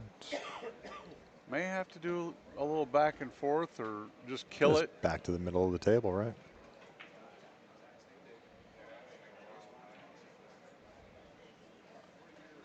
Like the positive stroke, though, go back and forth like you were talking about. Yeah, good call, Kevin. You can get get pretty flat on this 8 ball. You can just pull straight back out.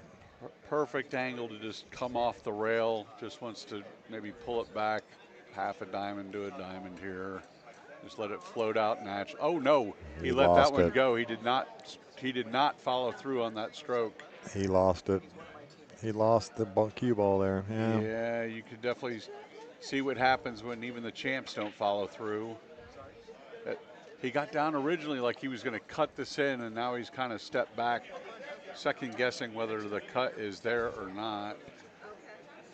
Boy, it's a tough one, and you really lose control of the cue ball. Oh yeah, the cue ball is going to go flying no matter what, and it's it's not a 90-degree cut, but it's pretty steep. Wow. You know. Well, let's see what.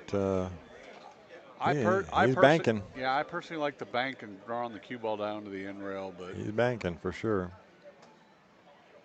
Nope. No, he's ducking. He's going to allow Miguel to get to the table. Yeah, he was trying to take a swing at this. He wanted that cue ball down on the end rail for sure. Now, with him getting that 9 ball just as almost frozen to that rail, there's a little gap. All right, well, let's see what Miguel's going to do with this. Miguel's going to fire here. I think we saw this a couple times where the Joran Mora match where they were banking. If they miss, bring the cue ball all the way around to the end rail where he's at. Oh, no, he just was full go, and he's going to end up selling it right out to the side pocket. Not a gimme, but Shane's got to feel fortunate that he's back at the table. Oh, yeah, for sure. Well, no, I mean, Shane played the right shot, didn't he? You know, the percentage shot. And he spears it straight in. All right, there we go. 4-3. 4-3. Shane's going to crawl one back there. Crowd has not really diminished a lot in the last few hours, even though it's Labor Day, people going to work tomorrow after a long weekend. House is still pretty full. Are you leaving? Oh, you're not letting me leave, right? I'm not leaving. No, I want to see history made. If Shane can complete the victory here, he'll be another of the guys on the trophy that have Three three of them. victories. History in the making. All right, Really one came ball in the into side that. again. Yeah, really like the pace on this one. This two ball's just going to dress right up for it. Yes, sir. Now, does the 3 go past the 9, or you're It forced? looks like it from here. Again, I got a bad angle. Yeah, but it no, does, yeah, does it goes. look good. The question will be, obviously this ball's got to go up table, so does he follow and use the side rail to control it and miss the 7, or does he draw to come 2 rails or so back out up into the corner and back around for the 3? I almost like that better than take the 7 all the way out of play here. Screw that, double the rail here. That's kind of what I thought. He is going straight up, and he's got to fade the 7 here. Yeah, you're just going to nick it. That's okay. That was the danger in that shot, is if he hit it Full. just a little bit off, he might have hooked himself, but he got away with it. He'll be able to almost stop shot this 3 ball here and leave himself a steeper angle on the 4 ball. Does not want to risk going down table and ending up straight in when he doesn't have to. Perfect. He put some stroke on that one. Now, you just draw back out to the top, or do you go spin it 2 rails? Either way, just be center table. I mean, whatever you're comfortable with. He likes this going to the side rail and out just to control. He's got a good angle to draw it back up, shoot the 6 on the side right past the 8 ball. It does go. Yeah, what I like about Shane is if he gets out of line, it's not a big concern to him. He's so confident in pocketing balls that he's not going to let a little bit of being out of line get in his head. Yep. Elementary. My dear Watson.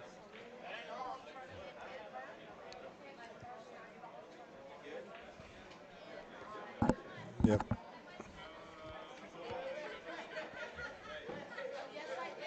Shane's one smooth stroke away from tying this up at 4.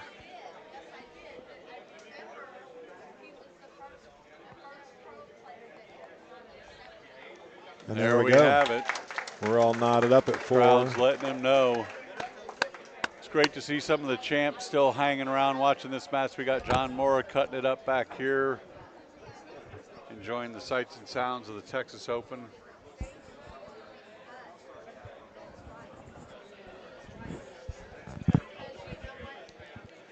All right, Shane Van Boening ties it up at 4 games each, race to 9. It is a true double elimination, so if Shane wins this first set, then it is all over. Miguel wins it, we're going to just reset and do it all again. All right, breaking from the same spot. Here we go. Getting his feet in line and digging in, almost like a batter in baseball. Uh-oh, cue ball got away from him. Cue ball got away. The 2 ball didn't make the run around the table. Smirking here, shaking his head. He knew he misfired on that break. So there was some conversation in the chat earlier about these guys both putting the 2 ball in the same spot. They actually did have a conversation before the match. And they made, and Vitali and Miguel had done the same thing. The last 4 or 5 guys, they'd made an agreement that they were all going to rack in the same way. 1 in the front, 9 in the middle, 2 at the back. Sure. Little gentleman's agreement. I think there was a little dust up before about the pattern racking. So. Well, about the lack of a definitive where you want the. Sure. Just make it the same way for everybody. That way nobody's trying to gain an advantage by just where they rack the balls. So somebody asking, is that a new cue for SVB? That is the SVB Gen 2. Yeah, his new cue has been out, I think, about 6 or 7 months from Q Tech. Well, Miguel's going to take this on. This is almost the same exact shot that Fedor had against Shane in the 9-0 rack where where he kicked it in. he kicked it in. Yeah, for The sure. one shot that he really had in the match that he made.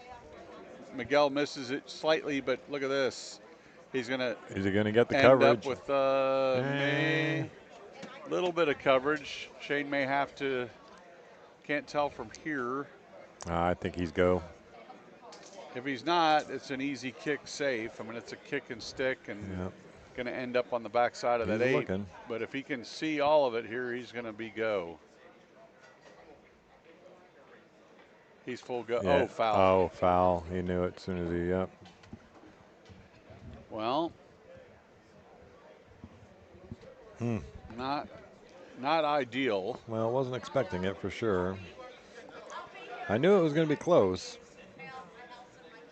And here you have it. And he was trying to be as close as he could to it because he needed to hold for that 3 ball, right? Sure. Almost wished it into the fact that he could see it. Sure. Well, 4-4, not the opportune time to give up ball in hand when your opponent just allowed you to make a comeback. But now Miguel takes over the table. We'll see if he can make a run here and try to send it to overtime with a second set. All right, well, he just shorted himself on this one.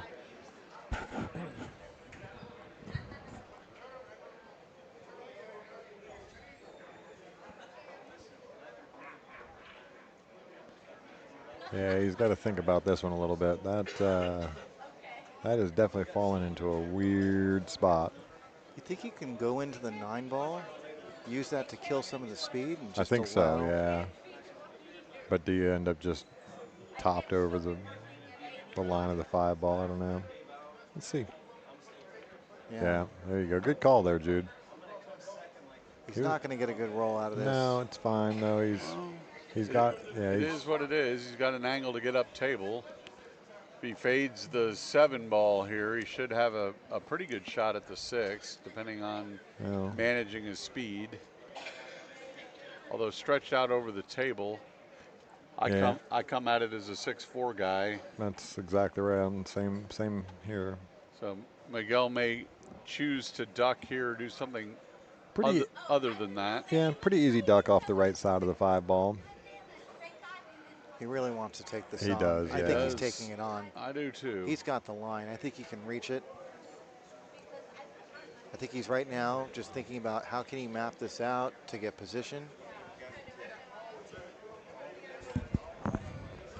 Is he grabbing the extension? Yes. Putting a little bit extra on the back, allowing a little bit more weight and a little bit more reach for him.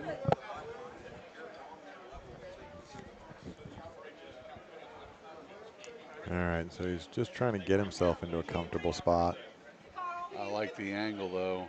You can really see what he's dealing with, having to stretch out over there. The trick, obviously, besides the extreme cut here, is the speed at which he hits this ball, because he's going to naturally want to run underneath the 6 ball. Yeah, no, that's really loud, and I apologize to everybody there having to hear some of the crowd having a good time. Everybody's enjoying the Labor Day weekend festivities. This really is like our Christmas, our Thanksgiving. You know, it's one big reunion, and everyone really starts to let their hair down right around now. Well, okay. He's obviously got the 1 railer into it. There's not a lot of areas to cover here, though. Unless you come in full and almost stop it, but I mean, you hit it full, it's going to come 2 rails around and more than likely leaving Miguel a shot. I mean, I'm looking right down the line. I think he can get just to the right of center on that ball. Oh yeah, maybe he can. From the angle I'm sitting, it doesn't look like. Looks like the 9-7 may be in the way, but if he can get, I don't think it's makeable. well, if But it's but even if it's not makeable, he yeah. can. If he can feather that over to the left side of the 8 and bring the cue ball over on the right side of the 6, Yep. that's mission accomplished from Yeah, here. that's something. That's definitely something. And that looks doable if you're saying that access is available. It'll take a pretty accurate hit, but there's some leeway here.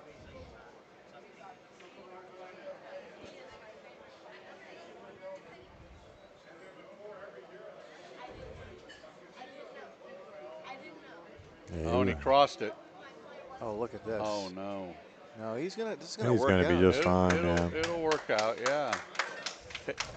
Ideally, he wanted to be behind the 9 Yeah, on that but shot, but you're traveling 18 feet with that ball at that sort of.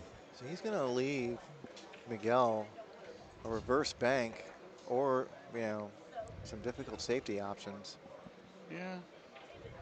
I mean, the thin right back at him and bringing the cue ball back down about where it is, down on this end of the rail. He's got the 6-7. There's really good blockers if he just thins it over to the middle of the. Is he actually thinking about spinning this ball in? I don't think Oh, so. I can't believe it. Going around the world's got a lot of traffic here, but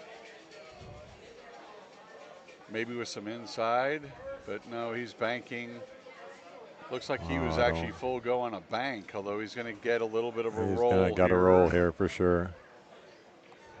Yeah, Shane only gets to see a part of this ball. I don't think there's a make. He's now looking at, Yeah, that was kind of a two-way, but it was a full go for the bank, and I think he just overcut it a little bit. Shane also kind of has a bank back up to the top corner, one pocket style. Cross it over and just like there that. you go. Beautiful.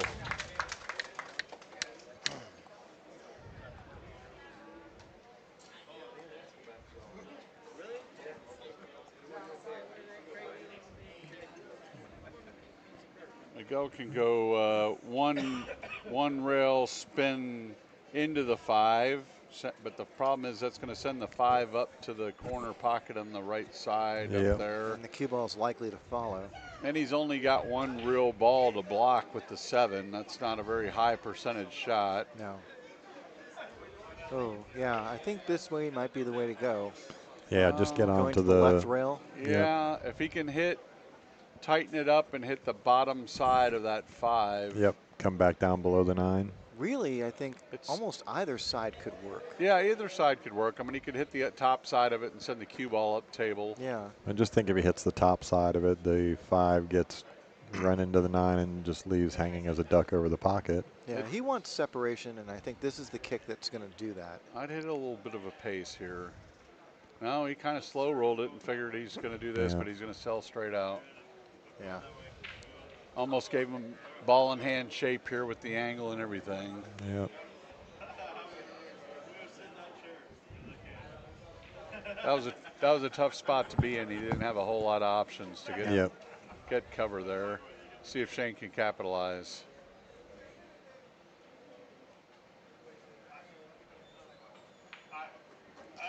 Yeah, perfection.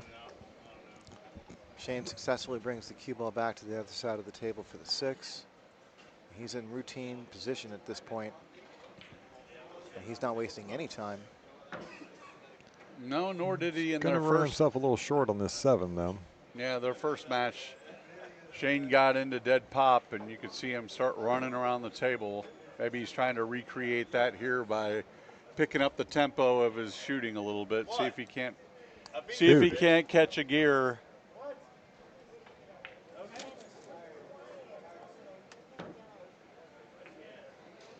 Looks like he's got perfect here. Gonna rock and fire.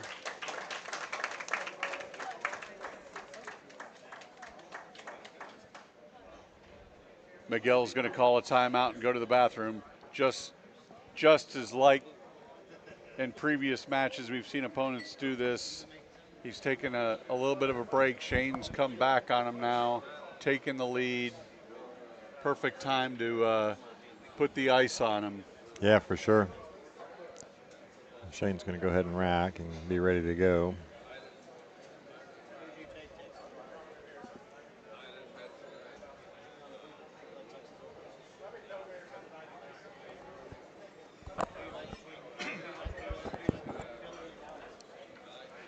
All right. So Apologize again, folks. Yeah. We're doing our best to try and manage the crowd that's behind us.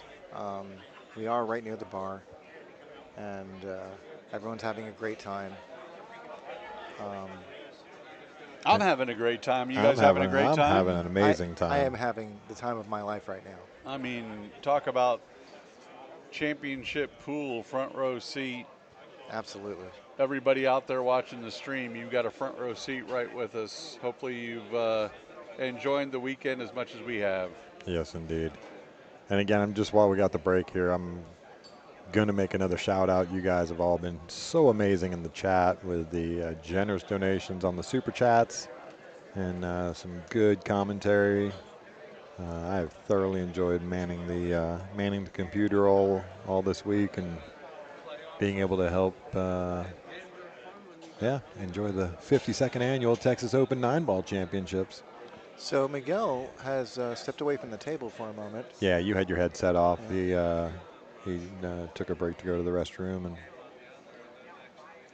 Shane is patiently waiting. Yeah, put Shane in the position where he's just looking around the room, wondering when the hell are we going to start playing again, man? I'm ready. He's like staring towards the bathroom doors. Like the moment he steps out, he's firing. Exactly. It's like a Seinfeld episode, really. Yeah. Right? Honestly, I feel connection now because I have stood in that exact same spot, watching my opponent go off to the bathroom and doing the exact same thing. Yep. Well, where'd you go? I typically, if my opponent does that, I put my cue down and go up to the bar. I get some coffee. I get a water. Yep. I do anything but stand at the end of the table and wait to For break. sure. Although so this is the finals. Although sweat it. Somebody take a picture. There's Shane sweating the names on the trophy. On the trophy. He's over there eyeing the Vanover Cup. He's seeing all the past champions and maybe where his name's going to go next. He's like, wait, my name's on here somewhere. A couple of times. Just show you what we're. So there's Shane patiently waiting for Miguel to come back. Yeah, looking at the year that he's probably looking at. Last year is the year that, man, I should have won it last year. I can't believe somebody else's name is on there because he had every opportunity. He was playing jam up and just ran into a heater. Yeah, he ran into a heater with Tyler. They big shout out, thanks to the Poolin' Around show for their super chat donation. Again, all you guys are awesome, man. We're definitely moving onward and upward with this stream. Oh. Shayla bringing one of the glass trophies out. These are beautiful, by the way. I got to see those last week. Shayla's been stupendous. She really is the driving force behind this entire stream. Operation. Yeah. She's worked every single day on this, really. You know, putting the whole thing together, getting the cameras installed, adding more cameras, really just making sure that our software was going to work well and everything would function well, and we'd be able to give you a solid presentation. And even then, she's not happy. She's still looking for ways to improve. I believe, honestly, I've talked to her about this every day for the past like 6 months. So if ever you find yourself at Skinny Bob's, maybe send her a drink.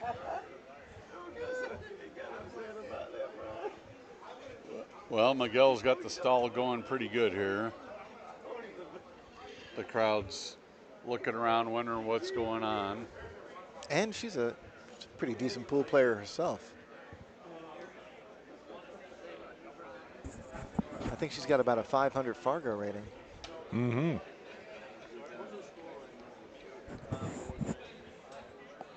What do you think? Shane's thinking about fishing tomorrow?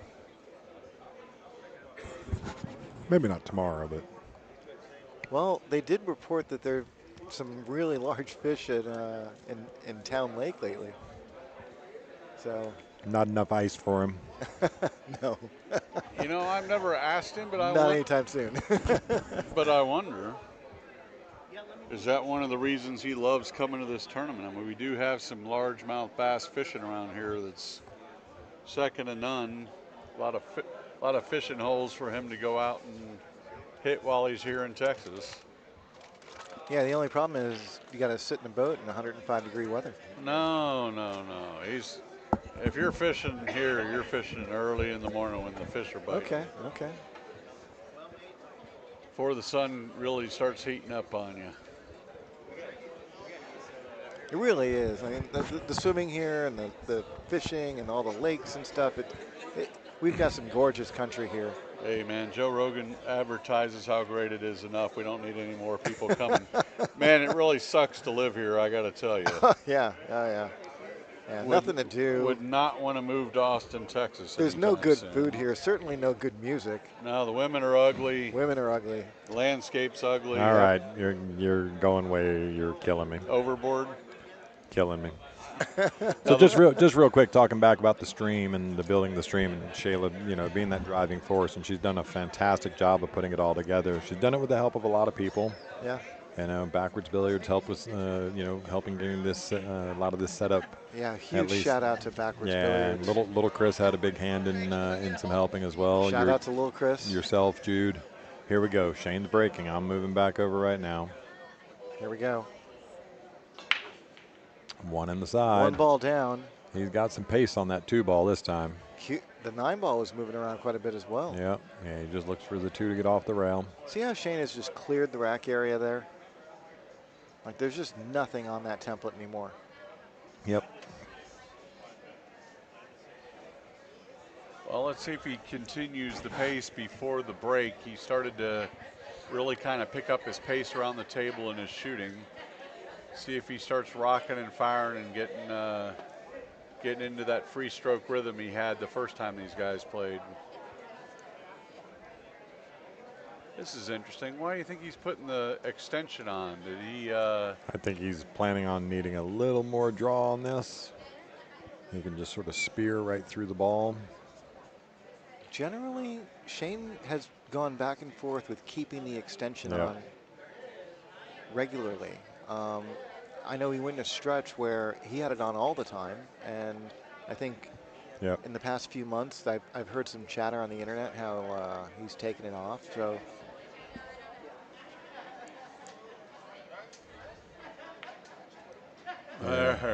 beautiful shot. Hold on, 6-ball. Watch out, 6-ball. All right, Beautiful. he's fine. So yeah, I think that was what it was about. Yeah, he just took it back off. So Just he get a definitely little more wanted a little bit more momentum to. Just a little more center mass coming through the cue, right? Sure. I mean, even though that duo extension doesn't weigh much, it is only about 2.5, maybe 3 ounces. Now he's That's a lot. Get down below the side pocket here for the 4. If he gets anywhere below the side pocket, he's going to be pretty good. Another way to look at it is that if you have a 19-ounce cue, you now have a 22-ounce cue. That's a lot. Oh my goodness. No. Just takes, just a mental blank right there. Yeah. So Miguel Polanco is going to start with a bit of a duck on the 3, but still got to go get on this 4-ball. Well, and the 5 is really where the trouble's at, right? Yep. Like, is it trouble? I don't know if it's trouble. Look where that 9-ball is. That might not be trouble at all. Yeah, just the straight carom off of it. Yeah. Or the billiard off of it. Yeah. I think the issue will be getting from the 4 over to the angle that you need for the 5, whether or not the 7 is going to protect it, depending on where he gets here. No, I don't even think it's like that. Oh, he's going to run into it, though. This could be trouble. This could be bad. This is bad. He is like really toast. bad. Wow. That is toast. This is a total momentum shift. What looked like an inevitable opportunity for Miguel to tie this back up at 5 now suddenly looks like Yeah, Doom. and yeah, that's jail. That's just jail. That's Alcatraz. that is, that's almost just pick up the ball and hand it to him. Yeah, he might be better off doing that. I mean, unless you can figure out a way to bend the, the bejesus out of this thing. Actually, you don't even want to do that because the carom is still on. That Sure. carom still exists. Yeah, so do you just eliminate the carom and try to tie the 9 up to the deuce? Or tie the 9 Or to the up 4, to the 4, I mean, yeah. rather, excuse me. I think the only thing you do here is lose. I mean, it's just, this is a tough spot. No, he doesn't have a whole lot of, hold on a second. If he can make his way. Ladies and gentlemen, Kelton Barfield, live from Round Rock, Texas. If he can make his way out of that trap, I mean, there is the possibility that, like, he can send the cue ball like this with a masse and bring it back like that. I think he's going to try and get it here. Oh no, He's going to go the other way. He's tying everything up. Nope. No, he thought he could maybe get there. He squished it through the rail. He was trying to, but. Well, Shane doesn't have a gimme here, right? Do you elect to break the 5 out here by going with the 4 down to the bottom corner and go up underneath the 9 and bump the 9 out from the rail to get a clean shot on the 5? He's looking at that the billiard right now. Or do you actually just play the billiard straight up? I think either way he shoots the 4 this way. It's easier to clear the 7 ball. Yeah, he's playing for the carom. Yeah, he is definitely playing for the carom. Oh. Yeah, that's just fine. That is just fine and dandy right there. He's shaking his head, but he's smiling and smirking and getting down. And just drawing. He's it a firing. Bit. There it is. So it's no-brainer. 6-4. Shane Van Boning extends his lead to 2 games. Doesn't, he is the hot seat winner, so he needs to be double dipped.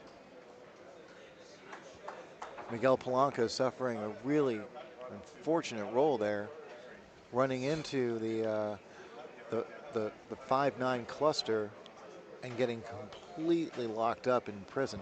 It's funny, we have a couple of people in the chat asking where's Dupree trick shots. He would hit it. So Dupree trick shots is a local player here, and he was in the chat earlier. Jaden Dupree. Yeah. He's a regular here at Skinny Bob's, and he does hit some pretty good trick shots over the years on YouTube. And the regulars, all the other regulars here really do. One ball's there, but guess what? Spin ball. Yeah, he's not going to get enough speed on that. Oh, he's go. He's coming with the jump cue. Yeah, for sure. I'm with Kevin on this. Yeah, for sure. I don't think you push out here. There's no push. I mean, where do you push to, right? I mean, I guess you can push to the top rail there and take a make out of it. Push down to this bottom left corner like he's looking at right now. And you sort of send the teaser. You could tie something up, like you could move the 7 ball in front of the 4. This is what he's doing. He's pushing it all the way over to the side rail here. Yeah, and he's just going to tempt Miguel to make this. Yeah. Yeah, that's perfectly fine. There's not going to be a lock-up safety here. There's not going to be a great offensive opportunity here. Well, he does have the backwards cut. I mean, it's a natural. He's got the backwards cut. Miguel may even pass this back. He's got the cross the face to play safe behind the 7, sending the 2 ball straight up and down the table. Now he's looking at the cut. Oh, yeah. He could bank this thing down towards the 9 ball, really. I like going for the cut here. If you miss, you overcut it, and you're probably going to end up leaving something back like this. Oh, no, he's going to hit the 4. That's going to leave a pretty easy shot here for Shane. If he missed the 4, everything was going to be just fine, but he ran smack dab right in the face. Yep.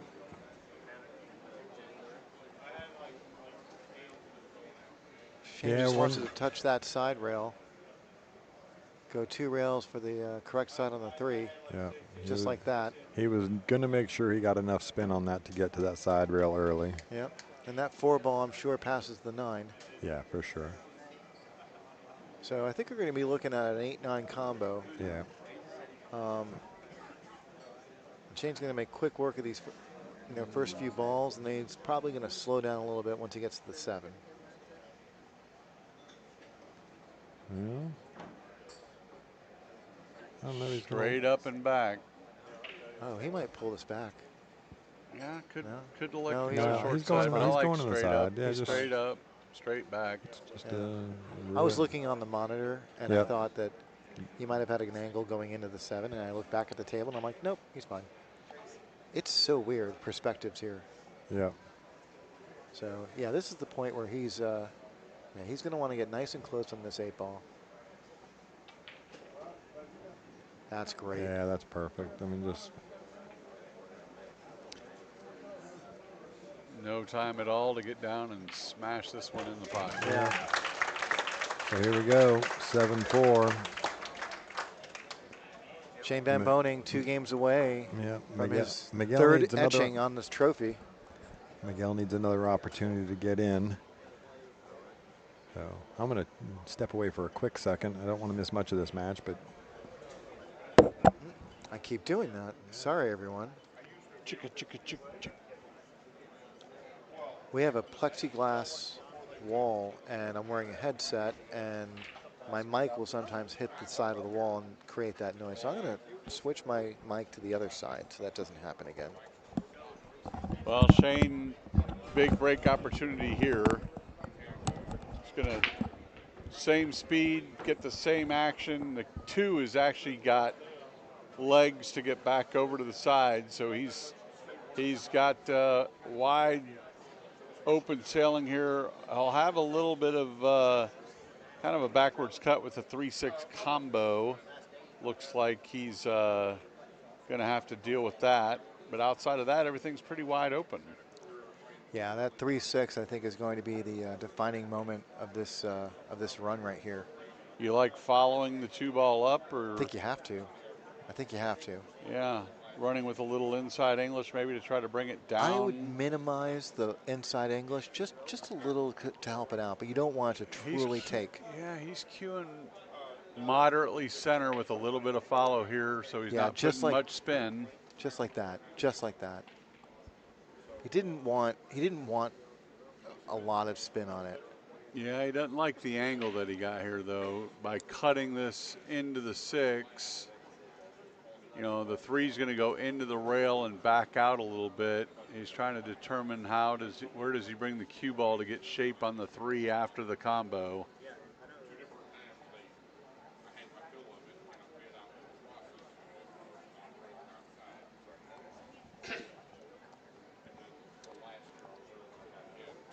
I wonder just if the 3 goes here or not, because he's cueing this awfully aggressive. Yeah, he is. Almost as though he's got it part of the pocket he can shoot this 3 ball into.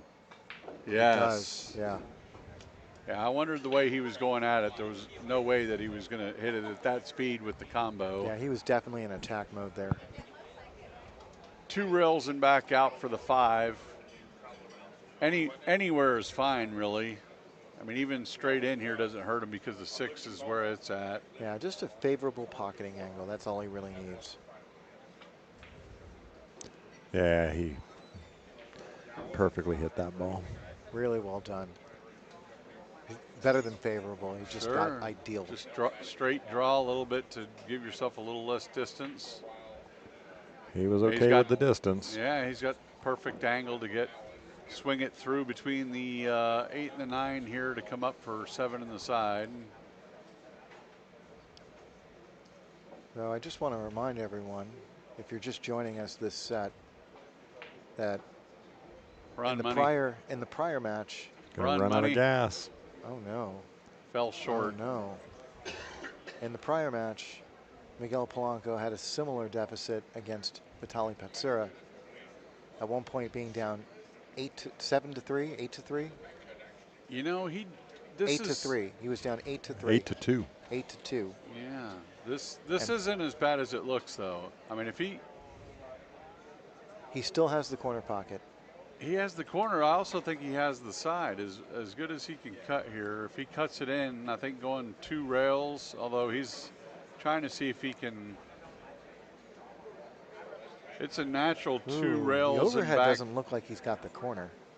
No, I like cutting into Yeah. the side, but I he's don't- going corner here. He's going corner. He feels like he's got it and can catch the rail there. Oh, he was just Oh, fine. he Look at Wow. that. Shane Van Boning to get on the hill. Wow. Let's hear it for Shane Van That's Boning, an man. amazing What a shot right there. This is going to bring the score to 8-4. Absolutely. Shane Van Boning now is 1 game away from winning the Texas Open. But all he has to do is look over to the other side of the room at Vitaly Patsura, and he knows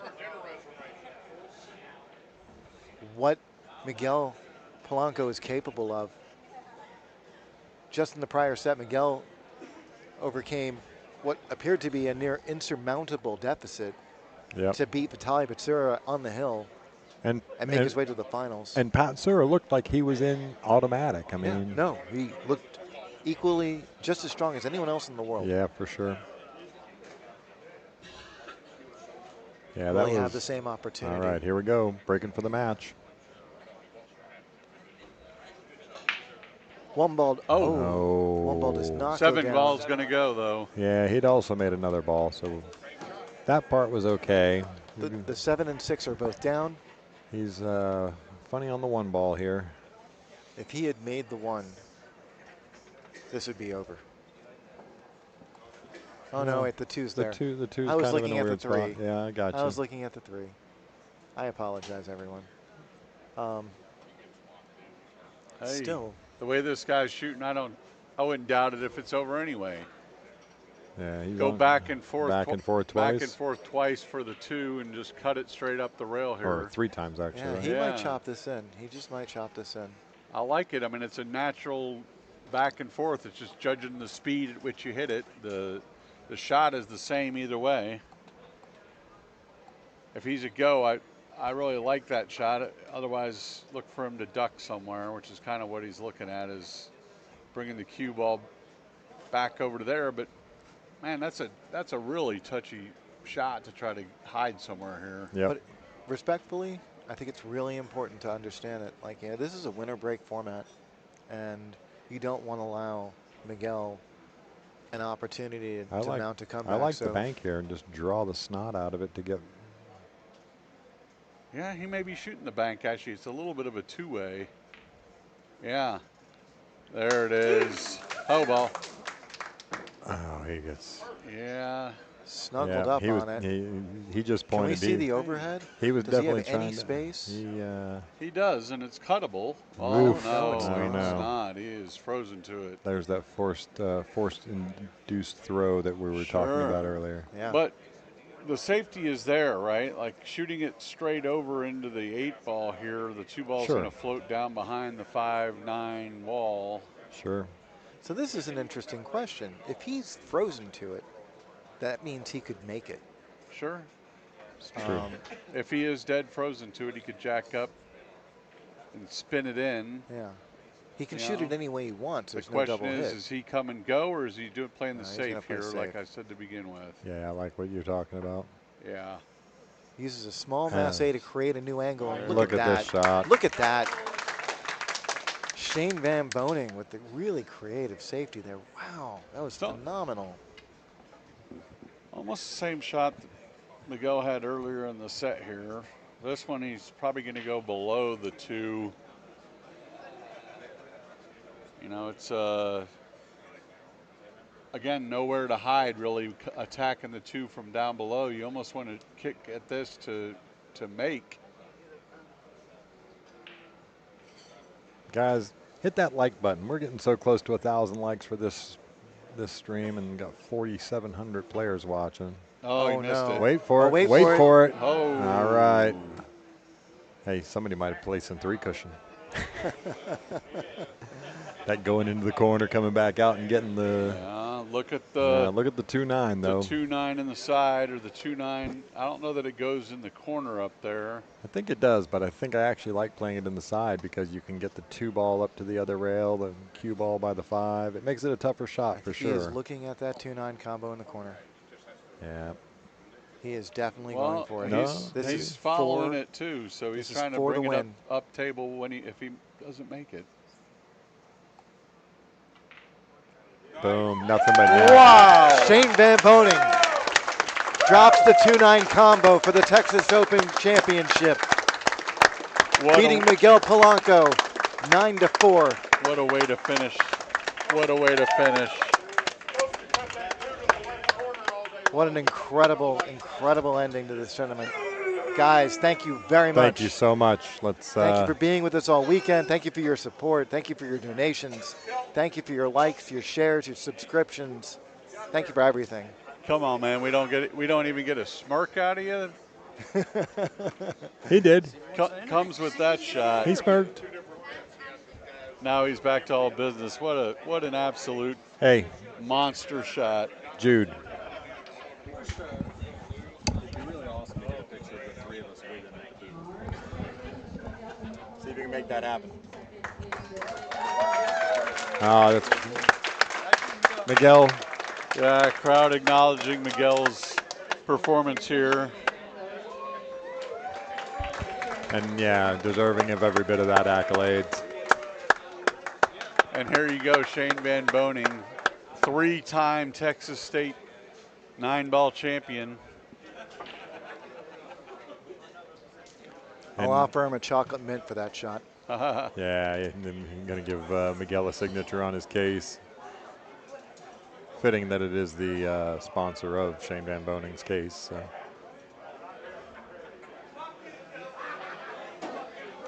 He's going to get inundated with, Shane should tell him, no, I'm not signing your Predator thing. I'm just laughing. Well, people are lining up with coasters and all kinds of yeah, for sure. all kinds of stuff here to try to get a piece of the champ. Zoom out. Let's see if we can zoom out. Oh, no. What? Well, Alex Wagner bought a couple of Texas cue balls here to get signed, and one of them was making their way to off the table. Shane's kind enough to sign both of them for him.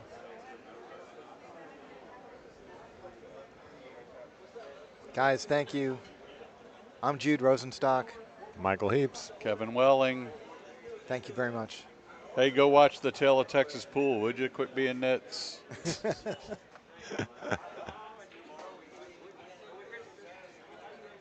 Are we going to have a trophy presentation, or we're just going to end it here? I'm assuming we're going to have a trophy presentation. Nice photo op. Again, fans are all trying to get their pictures and everything with Shane. Got to like Tony Chohan still hanging around over there. He sweated the finals.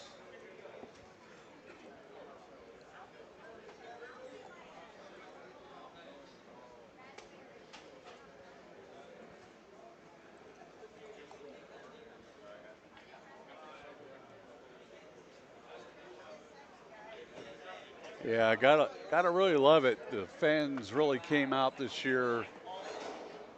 There's been a lot of fan interaction of the players trying to get their signatures, get their picture taken. To me, that's a big sign that the sport's really taken off when you start seeing your casual fans come out and try to idolize and get their memorabilia and moment with the top players in the world. For sure.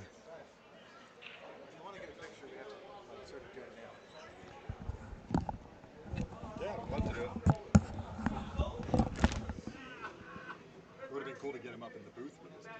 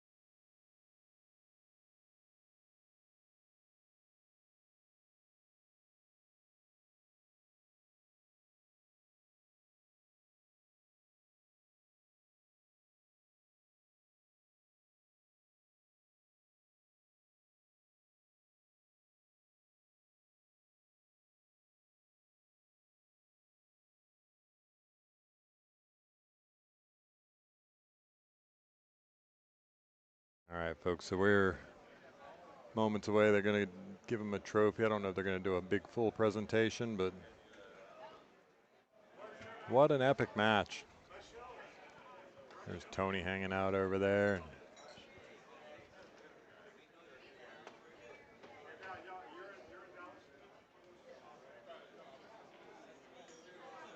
All right, well, pretty epic. Some great matches. And just to make it official there, Shane does make it 9-4. Really want to give a big shout out to everybody in the stream all this week for the 52nd annual Texas Open 9-ball championships. Truly blessed to have been able to do this with you guys. So again, like and subscribe. Keep an eye on the stream in the future. We will definitely be bringing you more. And thanks to everybody for the super chat donations. All of that will certainly increase the possibilities of what we got going on with the stream. So signing off for now. It's 12:15 here in Austin, Texas. So you guys have a good night. Been a long week, and we are gone. No, I'm signing it off now anyway. I was going to say, just open up the camera just so people can see. Yeah, just killing it.